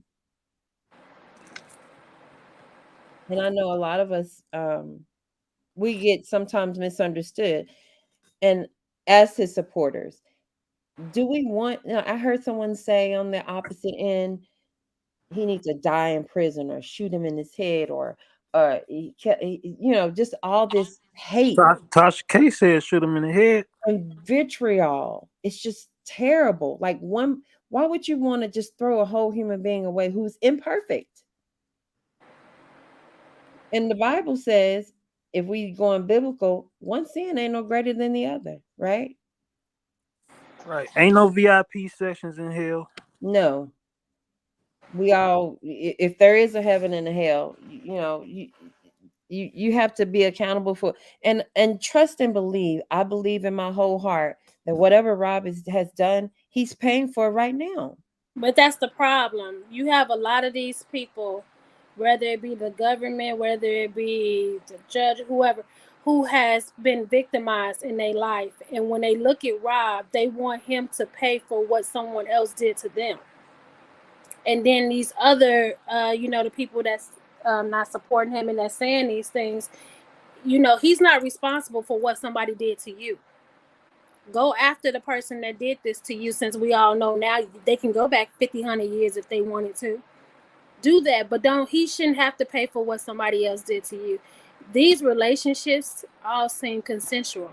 They charging him like he was driving down the street, seeing somebody standing at a bus stop, threw him in the car, duct taped them, tied him up, and then, you know, that don't even make sense. The crimes that these people are saying that he allegedly did, the time that they're trying to give him, because let's say he is found guilty on this, he's looking at like 50 years right now. Well, they're charging him as if he's, I'm just going to give you an example. My only sibling was murdered. Do you know how much time the guy that murdered him got? 12 years. I was gonna say 7. Wow. 12. And So you you're telling me kill my him. brother's black life since and go let's go back just briefly for a second. Since when have the government or anybody else gave a damn about a black girl, woman, child? Since when? Since when have we been important Mm-hmm. to enough It for was them to important. say, And if we was that important, why did it take you 20 years? exactly. We are the most disrespected human being, a female on this planet. And you telling me that the United States of America, who is on that paperwork that's charging him, which means every source that they can gather up and muster, the FBI, CIA, Homeland Security, that's what the United States of America means, cares that much about black girls or women? I don't know. I don't think so. No. But that was just my soapbox moment. But I hope everyone understands that none of his supporters believe he is just this priest, or that he hasn't done anything morally wrong, maybe, and maybe illegally wrong, but do it the right way. That's all we're saying. That's all we're saying. Really. Anytime there is peace, here comes the devils. Just do it right. Sean says it's all about him trying to get his masters and his royalties. Because it's definitely not about the black women or girls. I mean, Rob said that himself. I mean, he said it as soon as he asked for his money. That's when what he said. I asked about my money, and here comes this big ass conspiracy. It's not about trust me and believe, in my heart, it's not about the women, the crimes that they're saying he committed, because they would have did this shit 30 years ago, 20 years ago, whatever the case may be. I don't think that that's what this is about. It's bigger than that, in my opinion. That's just my opinion. Now they're going back to George Foreman like 50 years ago. Come on. Like, what is really happening here? Guys, hear about that George Foreman? He was and I think we as probably need to look into that as well, because it can't just be an R. Kelly fight. You know what I'm saying? Because it's definitely exactly. It can't just be an R. Kelly fight. That would be unfair. Brown. And the Trey Songz, that really, like, oh my God, when an attorney is paying people, witnesses, to come and collaborate her client's testimony to say that this man did this and he did that to her. That's crazy. And it's even sadder when you think about it, because they using our own people to take down the black man. They use us against them. Well, the only people that seems to be in an uproar about this is people that look like us. I don't think the white people are making a big deal out of these Weinstein, all these people. I mean, they're not on social media and Twitter and Instagram and lock him up, let him go. I mean, lock him up, don't ever let him out. He needs to die in prison. Nobody's doing that. And then the difference, when it's a black man, the surviving R. Kellys and all of the surviving and whatever comes out before the conviction. But when you get Epstein, Weinstein and stuff, the documentaries don't come out until after the convictions. Right. I think that's a big thing to look at too. So how can and what if the men was to do it to the women, like how the women is doing it to the men? What you mean? Like, what if Rob was to come out and put charges on the women that's been sexually harassing him at his shows and all of that? They wouldn't take him serious. No, they were like, "Are you serious right now?" Yeah, nigga, that's how you make your money. Out of the courthouse. That's the women that are on here, whatever. I say come to these mothers, it should be an eye opener, because so many people look at women and then be like, they not capable of sex trafficking. They not capable of being these madams and this and that. They don't feel like that. But let these parents be an example that these women are just as much as capable of committing sex crimes as men is. Yeah. Like a teacher, I just seen it in the news that a teacher was found guilty of having sex with her student. I think he was like in the 7th grade, 6th grade or something. And all she got was probation. And then she went back and had another baby with him. Are you talking about that? That Yeah. was the Bonnet. No, I forgot what her name. But you know what? She got caught sleeping with him. She got probation. Supposed to stayed away from him. She went back, slept with him again, had a baby, did 7 years, came out, had 2 more kids, and got married. Yep. I think they just recently actually divorced. Yeah. I remember that story. I can't remember, but yeah, I remember that story. Mm-hmm. That's what I said. All of a sudden, they care about little black girls. Just yeah, I don't. We're not that important for this all this shit to be going on. They don't care about us that much. We know that. So it's bigger than all the shit they saying he did. Way, way bigger. And My opinion. Huh? no, go ahead. I'm sorry. No, I was just saying it's bigger than that. What do you say? Mhm. Yeah, it's just. Mm-mm. No. All right, y'all. Well, it was a good night. Yes, that's right, Miss Fat. They didn't care about us in the crack era, none of that. They said let them niggas kill each other. Yep. I was a teenager when this stuff first started, and I, saw how, had family members succumb to it. So, no, they didn't care about us then. They don't care about us now, if you want to be honest about it. They damn sure don't care about R. Kelly. We are the ones that are beating this man upside the head like he's supposed to be this perfect person. And they laughing at our ass too. I seen that documentary. They did. They also got one on Jesselyn Maxwell. They have a documentary on her. But one good movie, and I think it's on Netflix, that I recommend everybody go watch. It's called Behind the Stairs or something, and I forgot. He's a celebrity, and I think it's Underneath the Stairs. Ain't that the That's what's his name? Peterson? No, not Peterson. It's Robert Down. No, not Robert Downey. Dang, y'all, I forgot his name. But it's a big case, but it didn't. It happened. He's an actor from here, but I think he lived in London or something at this time. And it basically showed his wife.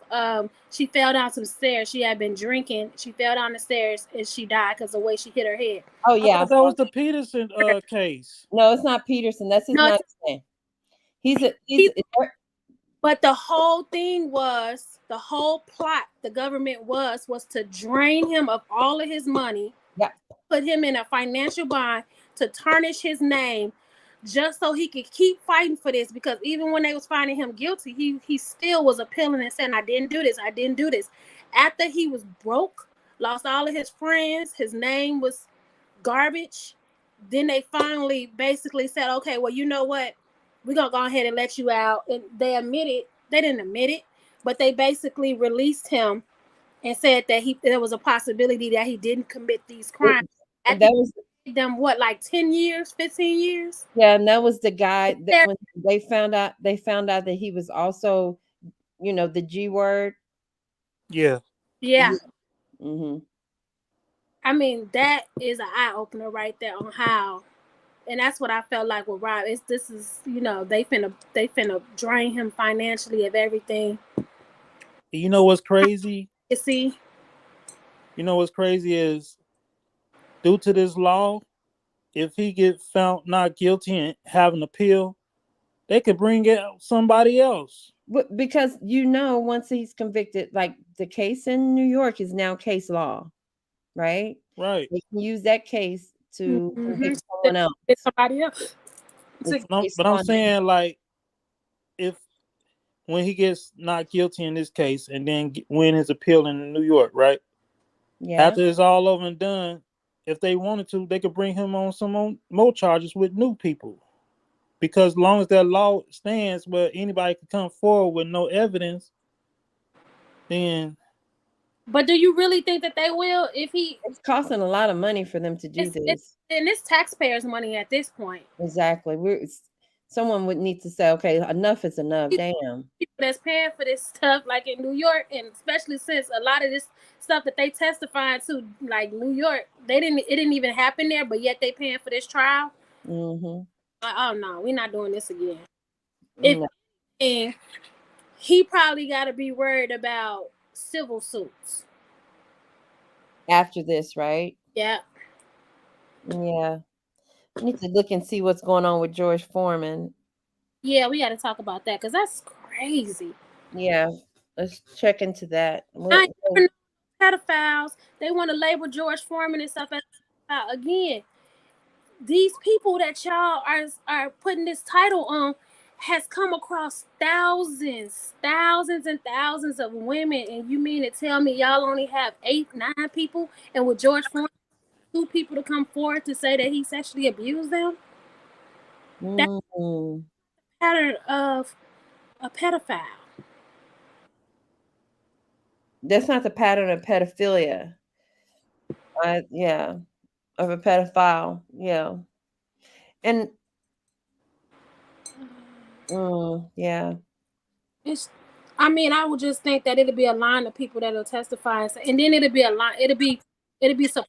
All of, in my opinion, should be supported with some police reports. Yeah. Like, exactly. Nobody has complaints. Not one. And you think? Not one. You would think that's the process. Those are the steps, the necessary steps to take to get it into a courtroom like this. I guess not. Pastor, I'm going to file a suit on the chocolate man that hurt me so I can look him in his eyes and say I still love him. Yeah, go ahead, Miss Fat. I don't think you got to take that NIGGA to court to tell him that, dude. It's some people out here that they don't care whether they're in your life hurting you or they helping you. They just want to be a part of your life. They want to be a part of your story in any kind of way they can. But did y'all see a stack of 100 devices? Was there like they have them stacked in a corner somewhere? Or no. in a different room, or because you'd have to have a whole lot of space for 100 devices. And this was in Illinois that they said that, or was that New York? First they said it was going to be in New York. No, then it didn't show up in New York. Then they said, "Oh, it's really going to be in Chicago." Now they're in Chicago. Yeah, I was just asking because maybe y'all, because for 100 devices, you need a whole lot of space. I didn't know if y'all seen it. You know what I'm saying? Or yeah, no. Talking about they was gonna come through with a truck. Nah, them 100 devices probably told the truth on everything. Yeah. We wasn't gonna see that. So, okay, y'all. Okay, thank you. This is our like 12th time saying, "Okay, y'all, we about to get off." Man, we go through this every night. We gotta say bye like 15 times. And then finally just hang up. But no, it's 12. But yeah. Okay, so same station, same time on Thursday. Daddy, are you gonna be in town? And if not, Daddy Lolo, make sure you put your notebook in your car. Yeah. Tonight. Yeah, tonight. Okay. So you don't forget it Thursday. Now tomorrow about this hearing, it's gonna be a phone call hearing, or wait, what you say? I'm sorry. Lolo. Tomorrow about the hearing for the motion. Let me see. Hold on. Give me a second. And why she getting that information? Don't forget, y'all watch that. The Staircase is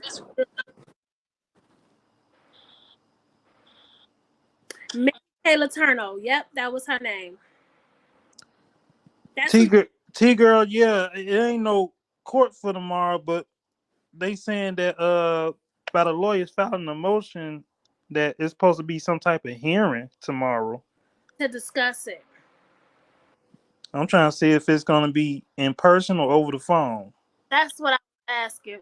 That's what I was asking Tanya.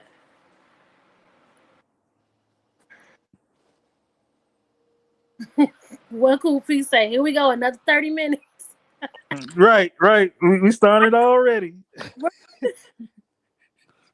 Okay, it says y'all crazy. It's good. It says jury trial held and continued until 9/1 at 10 a.m. In court motion hearing set for 8:31 at 10 o'clock. What? Tomorrow at 10 in court. They're doing an in court motion hearing set for 8:31. At 10 o'clock? Tomorrow at 10. So what's 8:31? The courtroom? The date, 8:31. Oh, my bad. No. Yeah, it's time for me to go to bed. Okay, And so it that's says it. the jury trial will continue Thursday. On 9, the at 1st. 10. And then tomorrow they're having a hearing at 10 a.m. So I wonder if he got to be expected to give his decision tomorrow. Well, because he could possibly waited until 9/1 to. That's what I thought. He would just go over it and use tomorrow to just relax. Yeah, I guess. No, but he's having them come into court tomorrow. Well, maybe he had already made his decision a long time ago, so that's why he don't need that much time. Maybe he'll hope that it's something good. Martini, he may do half and half. Who knows, right? At least some of these charges. At least get rid of. Well, one he got to get rid of count 13 because she didn't even testify, and I don't think Lolo. You said something about submitting a statement. I don't think they admitted no statement that she gave into evidence. They also need to get rid of tape 4 because it's not even count that'll be count 8. Yeah. They have to get rid of count 7 as well because the government witnesses testifying to seeing different things on that tape and who it was. So 4 for sure needs to go. And keep in mind, y'all, they didn't have the originals. They had copies. The copies what was given to the government as evidence. Yeah. So, and then the obstruction charge, and I think that's the one that I said that before carried the most time, right? That was a big one. Yeah. I thought the videos carried the most time. I mean, to receive it? No, just to make it. And well, I don't know. That's another thing I should have looked up. How much time each count mentioned can get. I never bothered to do that. Huh? It's in the motion. It's mentioned something about how much time. Let me see.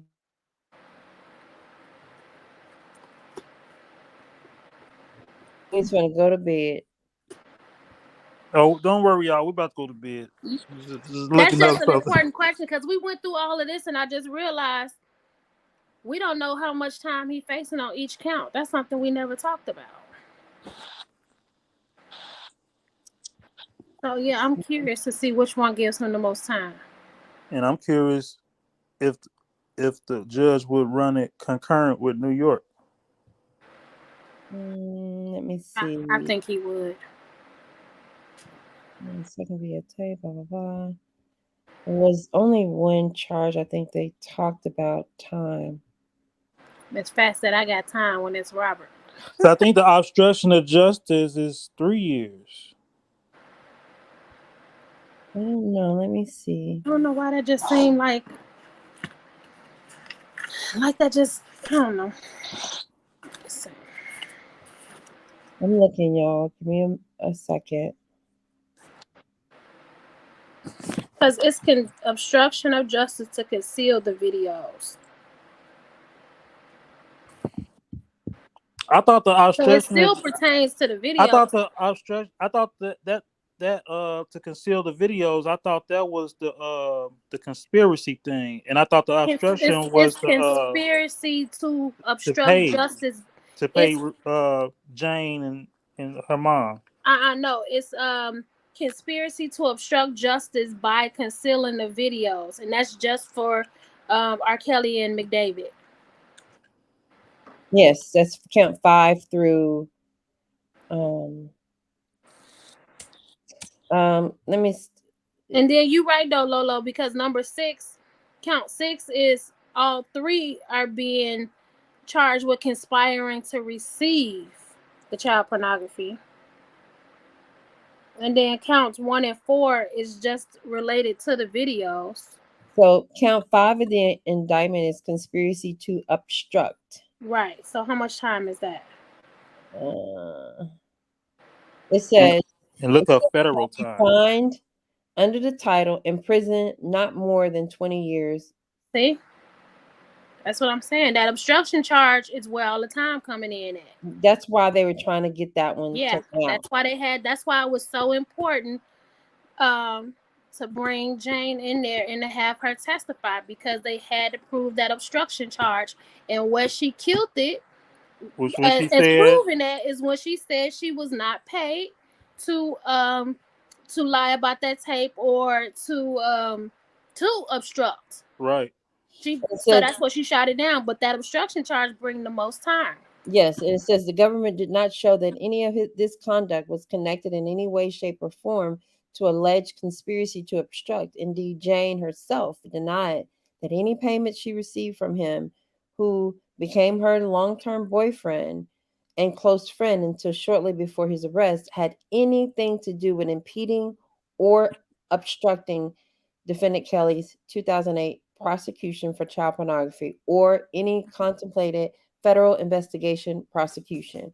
Both Jane and her mother denied that any money that was directed their way from defendant Kelly amounted to so-called hush money or was provided with the objection of falsely or destroying objects. So that's what that is. And then when you have count 6, conspiracy to receive the child porn, that would be Lisa Van Allen saying that Rob offered to pay $250,000, and that's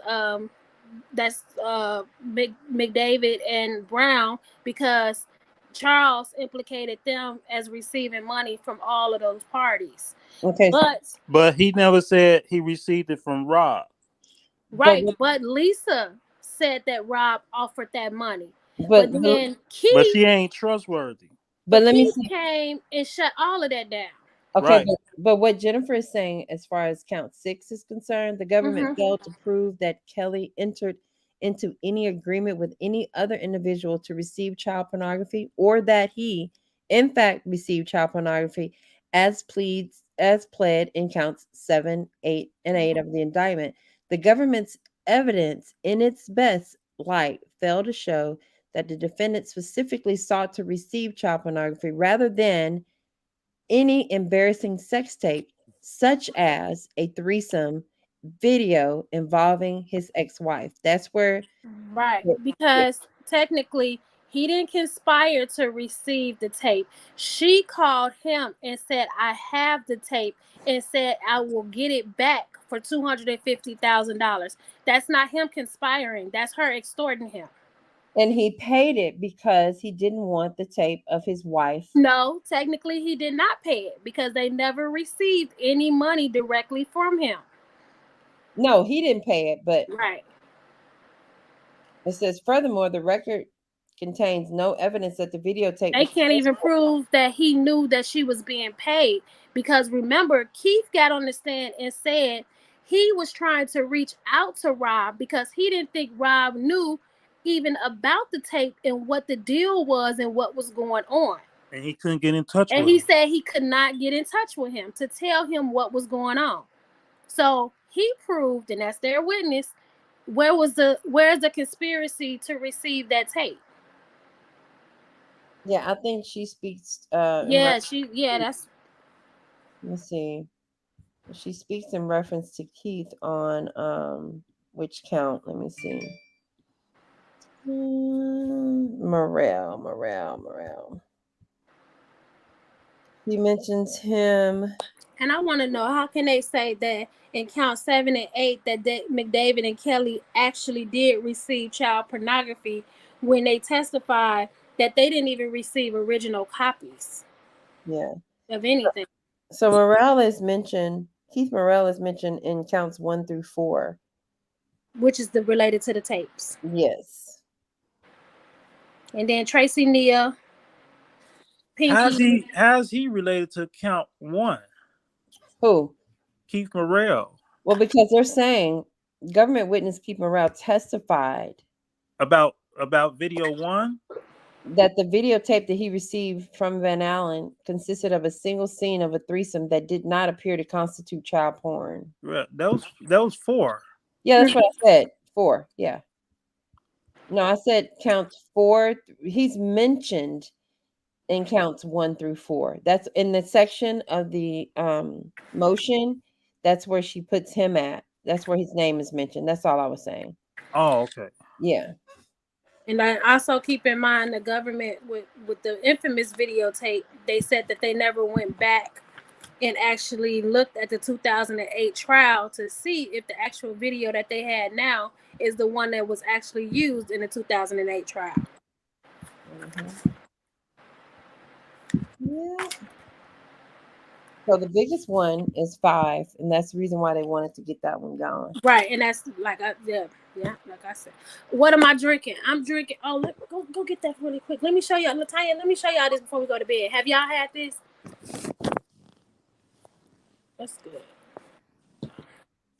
Yeah, let's stand up counting, guys. So I be taste testing everything. Stand up, be counted. Have a video on my channel about. Okay, I'll come over there and we'll come over there and check it out. So I'm drinking this. It's called Tippy Cow. It's a chocolate shake. Mm. How do I'm lactose intolerant. Is it? Yeah, Tippy. It's rum. It has milk. It has dairy cream in it. Yeah. And it's 14% alcohol. But then I topped it off with whip shots. Have y'all had this? I haven't had that yet. That is what's her name? Whipped cream made out of alcohol. Yeah, that's who has that? Well, no, I never had that. It's vodka. Yeah, I know it's vodka, but I know I'm trying to say is it sweet? Yeah. Cardi B. Yes. Is it sweet? It's real good. Yeah, it's sweet. It's called whipped. They have it in mocha, caramel, and vanilla, and it's 10% alcohol, and it's the premium vodka. So I'm big rum and vodka, y'all. Not the cheap vodka. No, yep. It says ultra premium vodka. It's really good. So you can put it on your desserts. You can do like I'm doing and mix it with another alcohol. Oh, you can put it where? After hour activities. Yeah, that's what I was going to say. It's fun. So it's really good. You can do it on what? Like what they say, Dad Lolo, turn your camera on. You can use it for what? Daddy Lolo, what can you use this for? Let the people know. What she said in court. Sucking dick.